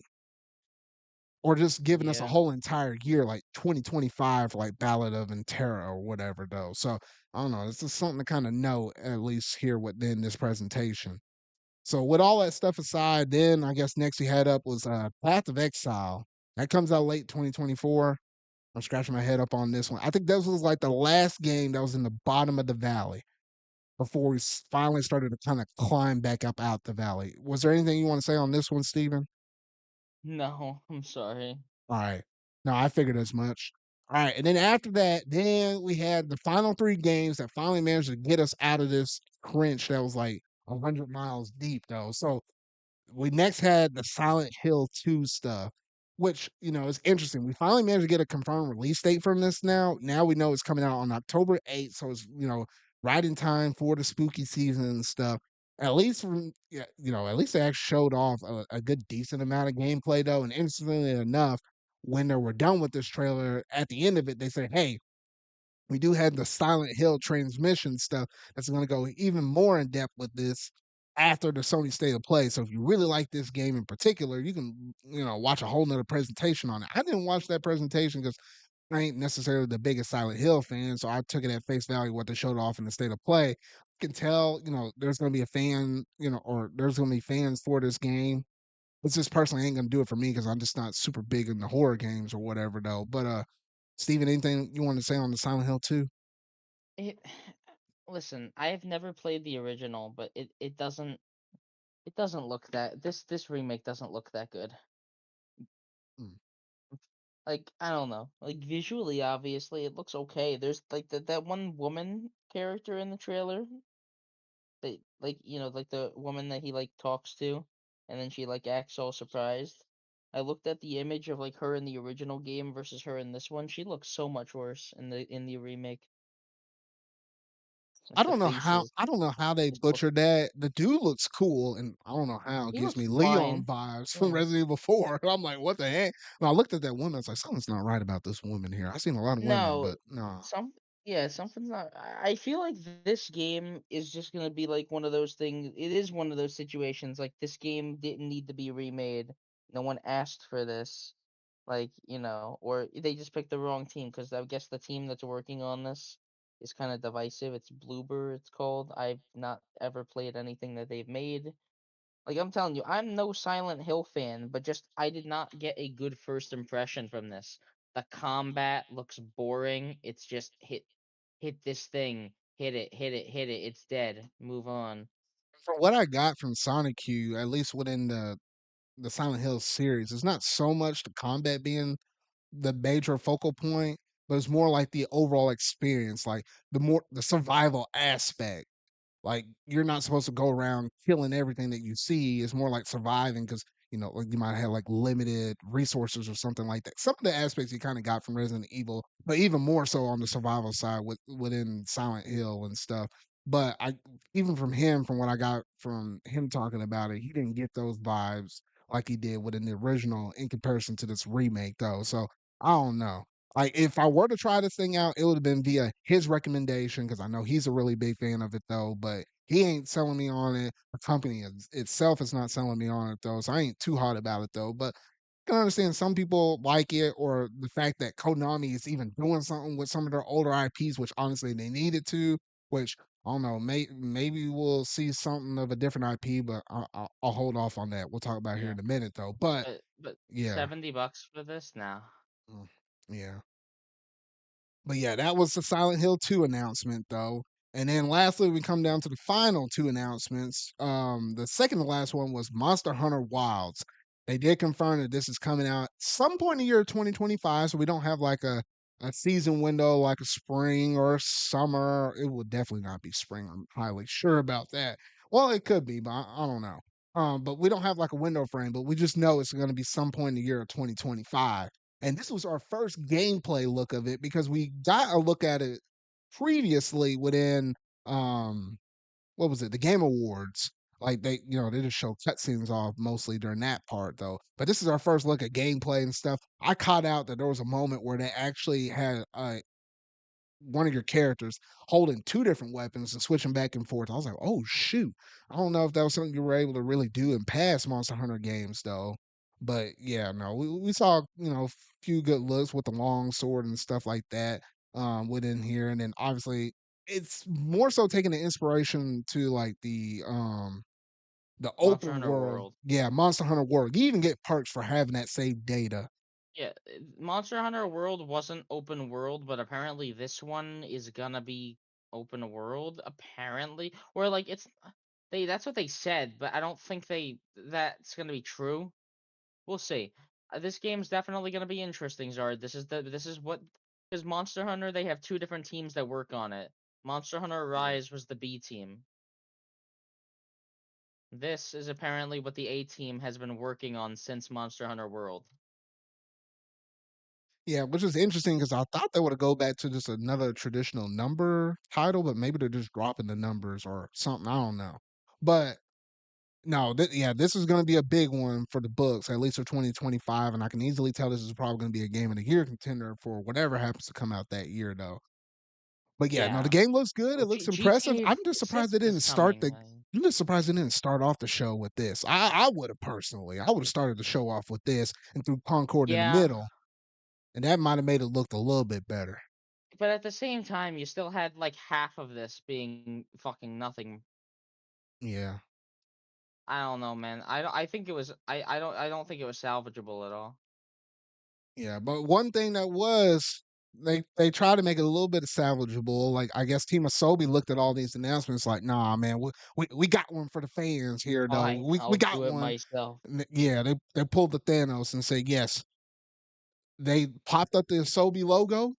We saw our familiar blue, black, white thing or robot friend and whoosh, we were in the gameplay literally like 10 seconds into that trailer. And yes, we managed to get the announcement of a new Astrobot game. It was crazy because I think it was heavily talked about in the rumor mill section in the lead up to this. Like everybody and the mama kind of thought in the next state of play or showcase that Sony comes out to talk about, hey, there's going to be a new Astrobot game. So that was like the worst kept secret. But oh shoot, this game looks so Oh, colorful, so vibrant. It looks like a great 3D platformer. Like, come on, Sony, we want more games like this. it looks so fucking good, Zard. It looks so good. Like it looks so fucking good. And like PlayStation, they don't like supporting these games. They had that Sackboy game come out, and they just did not promote it at all. That Sackboy game was like a 3D world esque platformer, and no one talks about it. No, yeah, because they didn't talk about it enough. At least when I picked up my PS5, that might have been a game I might have been interested in it though. But I mean, they just didn't, advertise that game as heavily as what they probably should have though. But no, like what you said, Sony's major focus is mostly within the giant AAA games that can get them a lot of money. However, they're starting to cost a lot of money though. So I mean, yeah, we're more likely to get a Horizon or a God of War or some big Spider-Man or something like that, or a Last of Us. They're more likely to give us games like that versus something smaller like Astrobot or Jack and Daxter and a lot of those other smaller IPs that Sony is sitting on that they ain't really kind of taking advantage of. While yes, I feel like they really should because those can be easier games to get out. They're double A size, not nearly as big in terms of the development costs, but could easily flip you a good decent buck in terms of like your profit and stuff. The revenue you're able to pull away from it though. So the fact that they are giving Astrobot a fair shot because technically, yes, he had his game on the PS4 within the the VR game. That's technically where we kind of saw him in action first.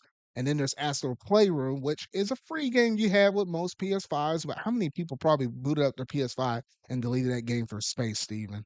I seen some Dumbasses, shock. that's who. I seen Fuck some those people. shockingly high stuff up on that mess, and seeing some people like, oh, maybe I'll go back and re-download that now. I'm If like, gosh, anything, dang. it's yeah, that's a tech demo. This is the full. This is what Astro's Playroom was testing. Yeah, and I definitely feel like this character right here has potential to actually be Sony's major flagship What? mascot. Like how Mascot? He Nintendo should be. has, yeah, like how He's Nintendo got has Mario, Astrobot should be for PlayStation. well, yeah, like Xbox. I guess arguably you could say they have Master Chief.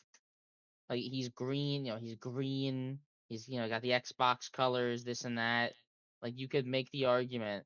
I was gonna say the other thing would also be obviously like Nintendo, fucking red because Mario. But then Astrobot, he's perfect. He's got the white. He's got the white of the PS5. He's got the black and blue of like the buttons and the every white, black, and blue is kind of like their PS5 color scheme recently. Yeah. He works perfectly color wise. He looks really cute. He's great. Yeah, and I, I just love seeing all the different environments and stuff, and then obviously they are pulling a lot, but within the PlayStation Legacy and stuff, like what? There's like I don't know the exact number. It's either 150 or 300 or something like that. But they're making a lot of different calls and stuff to like different PlayStation IPs. Like there was like if you were to go through and browsing through the website for Astrobot, like there's like one where it's like you saw like a outfit of like Ratchet over there or the main girl from Horizon and stuff like that. is There's Ape gonna be Escape. yeah, there's gonna be references to almost probably every single one of Sony's major IPs within this one game. So it definitely feels like a really strong love letter to those who really been invested within the PlayStation ecosystem, including like I guess there was like moments where they're actually referencing different hardwares. Like I saw like fat PS3 or slim PS3s and stuff like that. I was like, dang, they're going all out on this sucker though. So I feel like and I think that's another reason why I feel like they're giving it a really big shot is because I was expecting like Astro's Playroom or whatever to have like some kind of subtitle with it. They just flat out called it Astro Bot. Like they're saying that this is because going to be this is the this big is big major, game. yeah, the big game that's not on VR, that's not included for free, one that you're actually able to go to a store and pick up a physical version of this thing. Here and now, this is the era where Astrobot is really going to try to take off. And I hope it really does well. And we don't have to wait that long on this one either, Steven. Like the game literally comes out in the month of September. That's how you know that it's good because they're like pulling a Nintendo. They're just, hey, here's this game that basically already looks finished, looks really good, and they said it's going to be 80 levels long across 6 different worlds. I'm excited, Zarden. I'm really excited.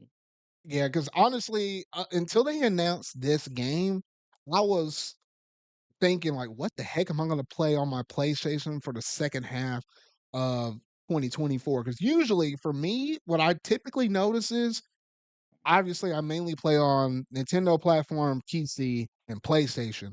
Nintendo's almost throughout the whole entire year, but I have a heavy emphasis on PlayStation games from like November, December, January, and February. Like for some reason, those games, or I think it's because everything I pick up from Black Friday. So those are like the heavy PS5 moments right there, though. I was just thinking, I was like, what the heck am I even going to play for the second half of this year? And this is just going to be one of the games right here, though. So I'm looking forward to this. It might be one of the games I might pick up on day one. I am buying this day one. And that's the other thing. We know pre-order is supposed to go up sometime later this week, I believe, but June we don't. 6th. Yeah, June 6th, and we don't know the cost of this game. I don't think it will be $70. It could, but I don't think so. I feel like this might be a game that might drop for like $50. They said, Good. quote unquote, full priced. Oh, did they? Well, maybe it is Listen, 70. listen, listen. If this is 70, I'm still buying it. I'm I still don't care. buying it If a too. game is good, if they make a good game that excites me and looks fantastic, and it's also going to have 80 levels worth of content for a 2D platform or 3D platformer, I'm excited. Like, this looks like a perfect not Super Mario 3D World, I get. I know, because calling it Super Mario 3D World almost feels like I'm not giving it enough credit. This feels like a Kirby and the Forgotten Land-esque platformer, fully single player focused, entirely focused, like tons of gimmicks that come up all the time because they said that there's gonna be like tons of gimmicks. You're gonna like have abilities. Obviously the PlayStation characters are gonna play a bigger role. Apparently, the you're like are trying to find his crew.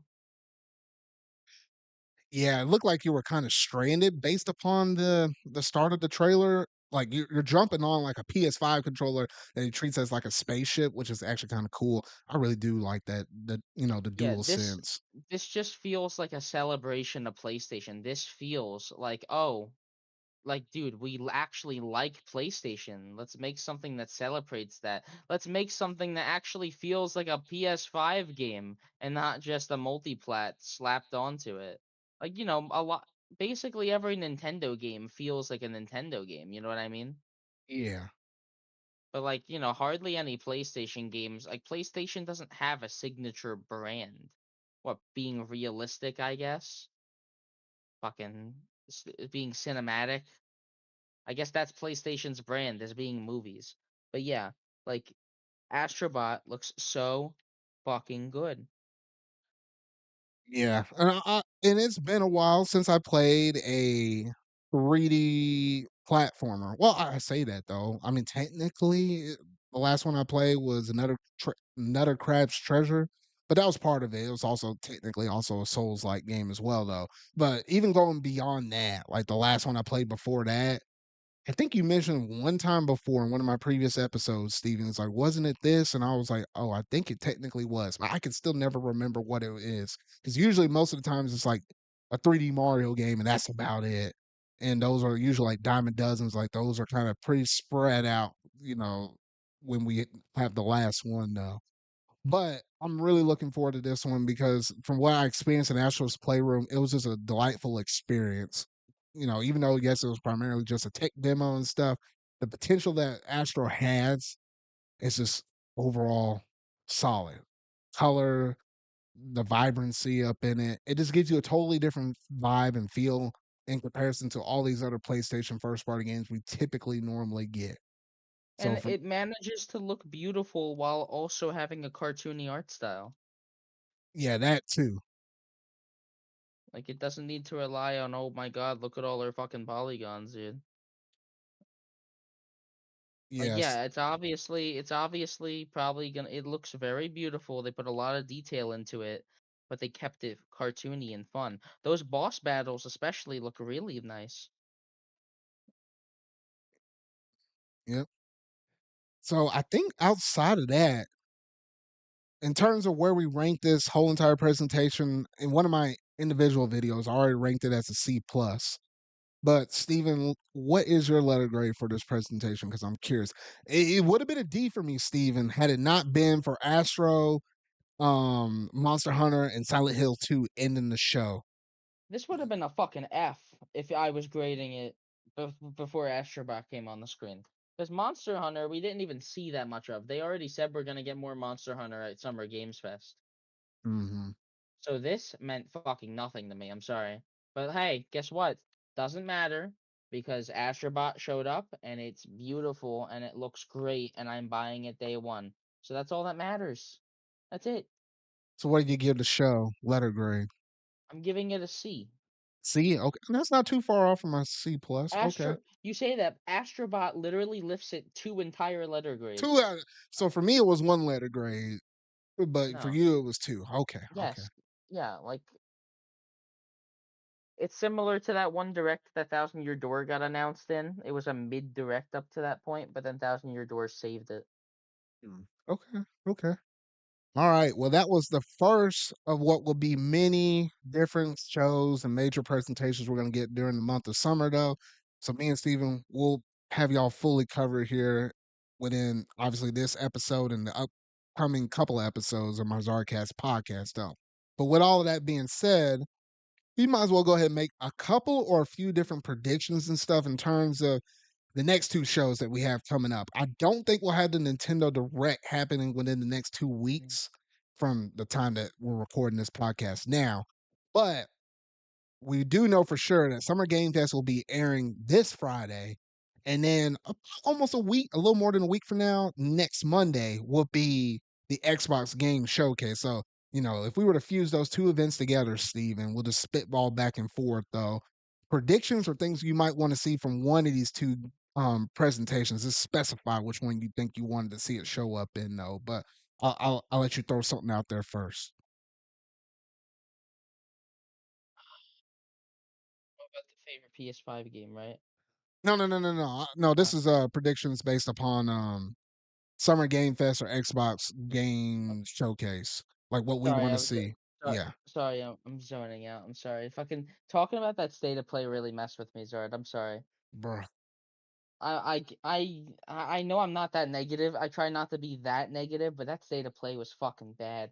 Back to good presentations. Nintendo Direct is gonna actually be good.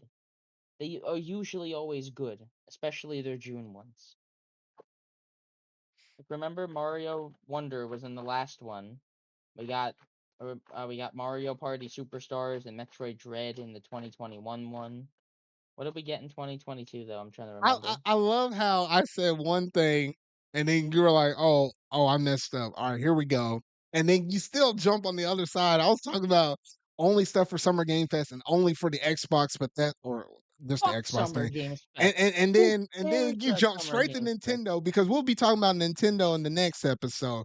But you already talking about it now. I'm like, bruh, I know there's I know you're not a super big fan of Summer Game Fest though, but literally that's the thing that's replacing the Listen, E3 show. I know we're gonna get some I good know that. announcements. I was trying to let you go first. Gosh dang it, man. Fine. If you want me to talk about something other than the good stuff, because let's be honest, Summer Games Fest isn't gonna give us anything. I think it will give us a couple of good Um, things. I'm banking on it. alright, this isn't necessarily interesting to me, but I know a lot of people care about it. I think Hollow Knight Silk Song is gonna get shadow dropped. Nah, man, they ain't shadow dropping that mess. We'll be lucky if they announce it, but I don't think they're shadow dropping it. I think so. I think it's been long enough. It got rated a couple months back, and Xbox. I think Xbox is gonna show it, or they're just gonna have it at Summer Games Fest, because that was like that's a big thing. That game is a big release for them. Hmm. If you ask me, it's yeah, that's important. Okay. Um, Okay. besides that, Sonic X Shadow Generations is bound to show up. Uh, Sega's gonna have something. do you think we'll see that in the Summer Game Fest, or you think the Xbox one?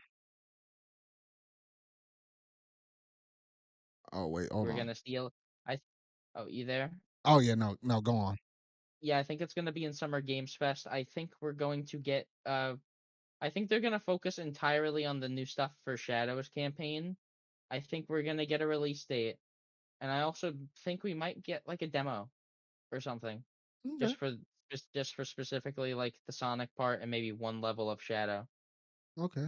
Like I think that game's coming out a lot sooner than people expect. That's probably like a September game. Oh no, I think so too. It has to be sometime this year. It wouldn't be after the Sonic 3 movie that drops in December. Yeah, so that's coming. I think we're gonna get a FNAF related announcement in one of these. I A don't know new why. game or a remake? I- A FNAF? Yeah. Well, FNAF's not known for doing remakes. I think they're gonna do like a new game. Well, because they already announced a 10th anniversary game that's coming in August, but the FNAF, like the creator, just recently made a Twitter account for dedicated specifically to the 10-year anniversary announcements. So that kind of confirms there's gonna be more. And I don't remember if you've seen this. Apparently, the state of play leaked like a day early, and I think everything I in saw that that. leak, Yeah. everything in the leak was correct except for FNAF.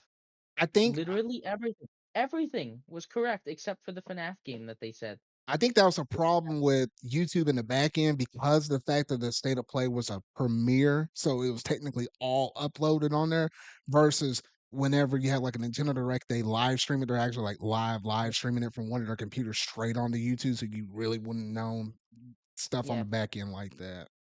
pissed me off though. Pissed me off. Oh, you ran across it. I didn't. I heard about it in like what the 2 hours leading up to the show, and I was like, all right, I'm not looking up anything. Yeah, I heard about it because I wasn't looking forward to this. I was like, "Oh wait, should I? Is this worth like looking at?"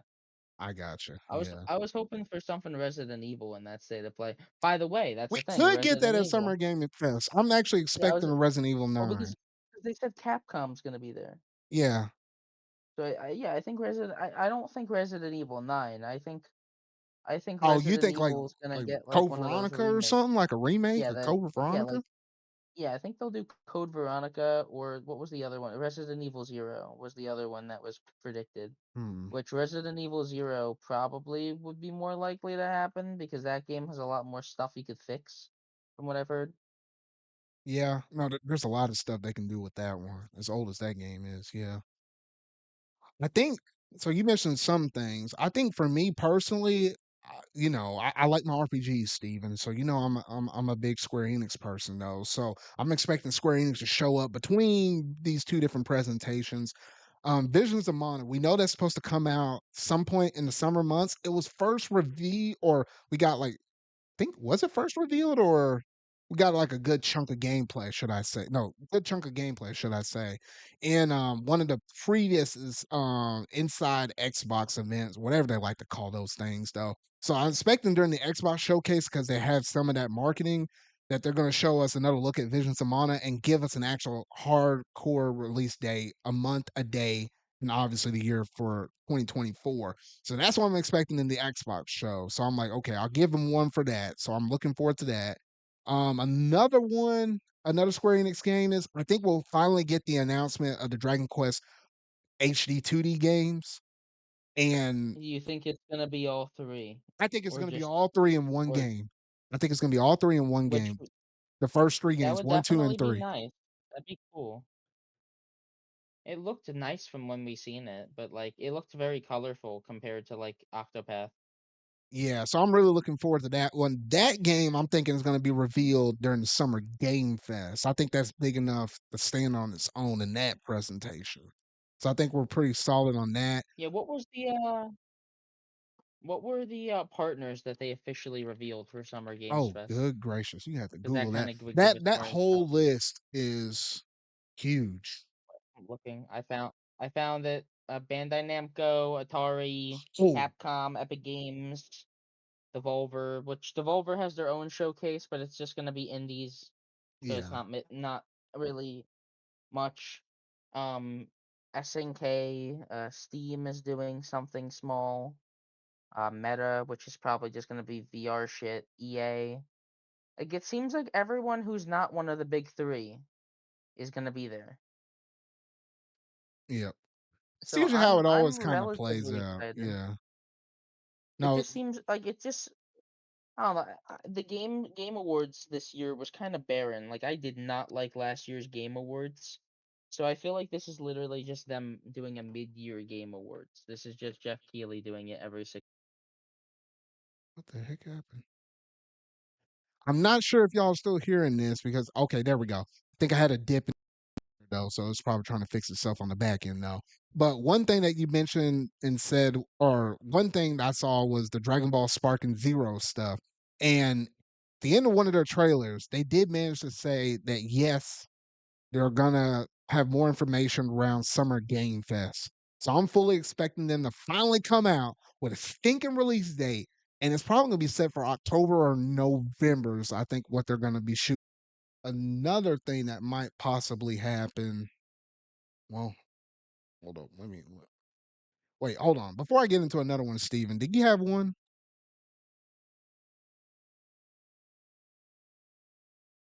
Sorry, can you hear me? Oh, okay. Yep. That's what I was thinking. I don't know if it was my internet dipping or what, but I can hear you now. You can hear me now. I was Yeah. saying I'm gonna pull a fast one on you. You said I can't talk about Nintendo today. I'm talking about Pokemon today. I think Pokemon's showcase is gonna be like right after the main Xbox one. So like the 12th when like Xbox does theirs on the 9th. I think Pokemon's gonna have their showcase because they always do it separately from Nintendo. So I think Hmm. Pokemon will give a release date for ZA, which is going to be like February 2025 or whatever. And then I think we're also going to get as much as I hate to say this, I think they're going to pull out some bullshit like Let's Go Johto game, like Gen 2. Just Oh something that heck no. I don't just think we're no getting you anything this year. no, I completely disagree. Nintendo said they plan on selling 13.5 million units in the physical year. Only way they're selling any more Switch units is with another fucking Pokemon game. Oh man. I think so. The only way they're selling as much units as last year, maybe slightly less. Like this year is kind of like we don't know anything about the next half of the year, Zard. Either Nintendo's Direct is going to be super stacked, or they're My relying on boy like a single DK game. is gonna show up, man. I'm All right, telling you, listen. man. He's gonna er, wake up everybody out of their graves and have All everybody right, trying to go over here all and right, buy these switches, yeah, man. We've been yeah. waiting for this Yeah, thing for over a decade, man. we You will don't know discuss about us that. DK fans. But I think some kind of Pokemon release will be coming to Nintendo Switch in the late half of the year. Whether it's a remake of a spin-off, whether it's an entirely new spin-off, or whether they somehow already have Gen 5 remakes, which I hope they don't. I think something's coming. Okay. I don't think that's far off. Well, I don't think that's that far-fetched to say. Get it? Far-fetched? Ha ha ha. Uh-huh. No, I wasn't thinking about that because yeah, you're right. Sometimes they usually will have sometimes it's been late May, sometimes it's been kind of early June-ish. They'll sometimes do it. Or they'll just usually say February and then they pick a date at September. So I don't know. There's a chance it could pop up. I'm not expecting it, but if it does happen to pop up, we'll have to talk about it in the next episode though. So we'll see if something happens from the Pokemon company. We'll see. I think it Um will. I'm Either trying to way, like I'm excited for this month. It feels like E3 again, even if it's not good. The fact of the matter is, we'll have showcases to watch. yeah. Give another prediction for the Xbox One, or not so much a prediction, it's kind of floating around the rumor mill a little bit though. But I do believe Bethesda is gonna show up with something for Xbox. and it's probably going to be another Doom game. And that's Yeah, the no, hot word on the street right now. In there's which been case, rumors. that will raise the whole presentation for me at least a whole letter grade up for that one Yeah, title alone. That would do it for instantly, me. Not no Call of Duty, but instantly that would buying. do it. Instantly buying if it's another Doom game. I will instantly buy. I'm trying to think. I Doom and think Doom 2016 and Doom Eternal are great games. If they're just yeah. making another one of those, I will be satisfied. I'm trying to think. Outside of everything I mentioned, yes, I mentioned Dragon Ball, I mentioned Doom, Visions of Mana, Dragon Quest 3 HD 2D. I think that's about it. I think the ones I really want to see the most between one of these two different presentations, that would be great. Capcom, I think Resident Evil, some Resident Evil game, I think that's going to show up. And I think we're pretty spot on with the nose with most of this stuff. We'll see if your Pokemon prediction thing comes into play. Along with the ones that you said, I think I have a fairly good shot of showing up. I'm trying to think, was there anything else I was missing? Another company that we might have possibly expected? I'm trying to think of anything else that might happen. I don't know. Hold on. Did you have the list of companies? Share that in Discord real quick. I just want to take a quick look at that just to Okay, make sure I'm not missing anything else because I think what we covered was pretty solid. I'm trying to think of let one more me prediction. let me see. I had it. I got rid of it. I'm trying to think of one more prediction. One more. I could Do you think say, do you think GTA 6 will oh just get heck like no, a heck no. They're something? doing their own thing. Well, okay, hold on. Take that back. You I say don't that. think They I just don't think it will randomly happen. released the trailer. No, I think it's not going to happen in the Summer Game Fest or this one, should I say? Specify this one. I don't think it's happening in this one, and I don't think it's happening in the Xbox one. But I think when they do show the other trailer, it's going to be on their own time. Now, whether or not would they release a trailer in the month of June, who's to say on that? That's certainly a prediction, though. I don't expect them to come out and have a trailer associated within Summer Game Fest, an Xbox thing, or like a Sony State of Play. I think it's still a little too early before we see who gets the advertising rights. So I ain't calling that bet just yet. I'm trying to think. Yeah, because we talked about Capcom, we talked about Square Enix. Those are two like my two major third parties I like to kind of keep an eye out on. There is and then we mentioned Sega because you mentioned Sonic Generations and stuff. There is Atlas associated with Sega.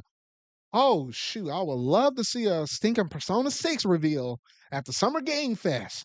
But I ain't trying to will that one in existence because if I were to will it in existence, then it ain't gonna happen. So I'll leave it at that.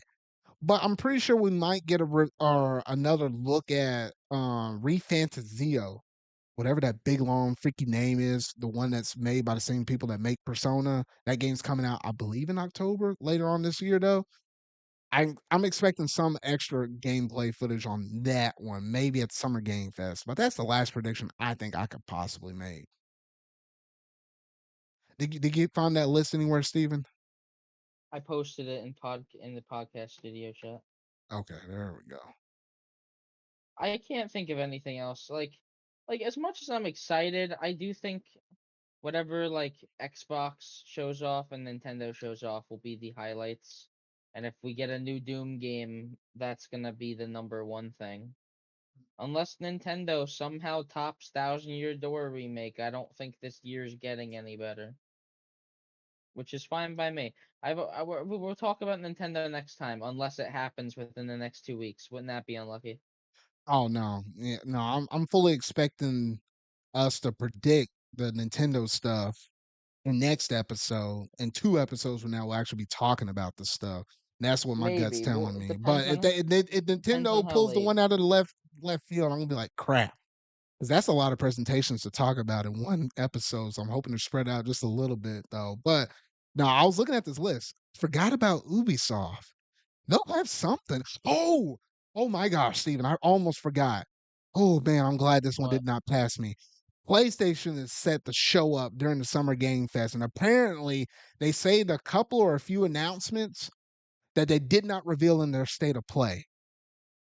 So there's a chance that a major first party game could be announced in this one. Whatever is big and major that would be announced in the Summer Game Fest, I'm thinking would not technically release this year because we all heard about that statement with Sony saying, "Hey, major sequels to games like a God of War or something like that, or Horizon won't necessarily happen though." So I'm gonna throw two predictions out there though, and those are major new releases. So I think in that remake of Horizon Zero Dawn might be in this show, and I'm gonna say Ghost of Tsushima 2, like the actual announcement of that. Those are my predictions from the PlayStation side of things in the Summer Game Fest. I'm not Is expecting Ghost more of than that, but Tsushima that's my I was just gonna say, is Ghost of Tsushima something that people have been like saying? Because I've been seeing a lot of people say that, but I don't know if there's there. actual A lot of evidence. people are saying that as Sucker Punch's next game that they're working on, which I fully Okay. think that might be the case. It's just a matter of fact of more than likely, I think it is being worked on. It's just when is it going to be revealed? I think is where we're all sitting at on that game. Which that's one of the only like one of the other few PlayStation games in terms of first party that I really love because I love the heck out of that first game. I need to go back and play the online mode and polish up a few little things here and there before the second game could potentially come out though. But yeah, those are my predictions for the PlayStation stuff. And then maybe there might have been something we could predict with Ubisoft, but I'm not thinking of anything. Like, yes, they have Assassin's Creed and stuff. I mean, yeah, they had that Prince of Persia game that came out earlier this year, but I'm like, what else could Ubisoft announce? You have any ideas? Ubisoft, they're definitely probably not doing anything Rayman yet. I don't know. Assassin's Creed will probably get a trailer because of course it will. Mm. Besides that, I don't know. Like Mario plus Rabbids DLC is all over. Like Nintendo, like if we're talking about just the Ubisoft stuff I care about, that's it. Mm. Well, I can't think of anything else. Sorry, Zard. no, yeah, no, you're right. All I was thinking was like Assassin's Creed or something like that. Like fucking Far Cry, maybe. I don't know. You know what? Like No, I'm gonna be ballsy with this one though. I gotta give one out there to the fans. I don't necessarily like this series though, but there's a chance that my old boy over here, Raymond, with no ligaments, no arms, no legs, he just got his feet and his bare knuckles. He might get a game revealed at Summer Game Fest. I'll throw that out there. I'll throw it out it'd there. be So it'd be cool if they did like a remake or something of like two, which is 'cause the the one last people time I like. messed Like with Raymond was like back on the Wii U with like one of his demos for one of his games. It's been a you hot wait, minute. you haven't played Rayman Legends? It's on Switch. No, I haven't, man. Play that. It's a good game. It goes Mm. on sale regularly for like $20, and it doesn't even have any of your usual Ubisoft bullshit in it. And also, how could we forget Just Dance? Oh, shoot. That's a given, man. That's gonna happen. Yeah, It's gonna be on the Nintendo exactly. Switch, and you're gonna be waving them Joy Cons around, and they probably have some kind of Listen. interconnectivity with the phone as well. I'm still mad it's not on the Wii anymore. That was so funny. Oh man, yeah, they changed that. Was it right around COVID-ish time? Yeah, That's but yeah. I swear they were releasing games on the Wii like I think up until 2019 maybe. something. Yeah, it was like literally right before COVID, and then they pulled the plug on that mess. It was the funniest thing to keep reporting on. Because Ubisoft was like, "Yeah, well, we're gonna die and be the last ones to make a game for this console."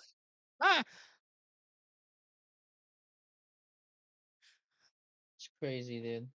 Yeah. Okay, I just seen this. Just Dance 2020 was the final Wii game released physically in North America. Apparently, some departments could no longer retrieve the necessary equipment to do so, Hmm. which means theoretically, if they had the shit, they could have done it. Yeah. Hmm. Well, I think as it stands now, this might be all of the predictions we have, at least for Summer Game Fest, and some that could happen within the Xbox showcase stuff. Obviously, it's funny with the Call of Duty stuff. Like originally it was redacted, then they just came out in the statement saying, "Yeah, it is going to be there" or whatever. Though I don't know, they fumbled the ball on that. Everybody and their mama already knew about it, so they were just kind of forthcoming about that though. But yeah, those are all of our predictions for some of the couple of upcoming gaming presentations that we should happen this week and including next week though. So make sure to tune back in a couple weeks from now. So it literally, as things stand, as long as no plans change, on June the 16th, we should be sitting back down around and we'll actually be going over all the stuff revealed in that one. That's going to be a good one because that's two presentations in comparison to the one, yeah, salty state of play that really kind of left Steven up in the tizzy. I ain't gonna lie Oh, I though. did. Fuck yeah. No, no, I didn't. Listen, listen. I have no regrets. It was bad. Oh goodness. All righty. But yeah, I wanted to actually talk about what we've been playing, but and so about that show and a few other segments like the debate and stuff though. But with it being the season of, I still like to call it the season of E3. What are we gonna call it now? The summer of Game Fest or the summer of gaming? I like summer of gaming. I like that term. During the season of oh gosh, there are too many S's. During the season of summer gaming. There we go. There's just a lot of stuff we're going to be going through and talking about, though. So some of my other segments I usually have on the show, like so about that show, what we've been playing, and the debate segments, they might not be able to make the show just because of the sheer amount of announcements. Unfortunately, that's just what happened within this one show as well, though. So maybe this in the next upcoming couple episodes, we might tend to see that trend continue, though. But yeah, that's basically going to do it in terms of this episode right here. So, Steven, let the fine people know where they can find you at. You can find me on twitter.com/Steven Jr. 1231. Probably retweeting some Thousand Year Door stuff. I don't know. That's what I've been doing recently. And then you could also find me on Spaghetti Disco, a collab channel I run with some friends. All righty. And that's going to basically do it for this one right here. So if you really like this episode, make sure you're going to hit that like button, go ahead and hit that subscribe button and that bell just to, stay up to date on all things gaming, especially while we're in the season of summer gaming. For the whole month of June and stuff. And if you haven't been listening to this on one of my audio only podcast servers, anything stemming from Spotify to Apple Podcasts, YouTube Music, or yes, even iHeartRadio. Yes, you can always listen to me in the car, make those car rides just a little bit more enjoyable. Me and my buddy over here, Steven, know. Yes, you can check out any one of my different audio only versions of my podcast to your, no shocker, no surprise or anything like that, though. But yeah, that's going to basically do it from our ZardCast episode 80. So remember, y'all, until we're a video I make next, until my next episode, that means my ZardCast episode 81. I'll see y'all later.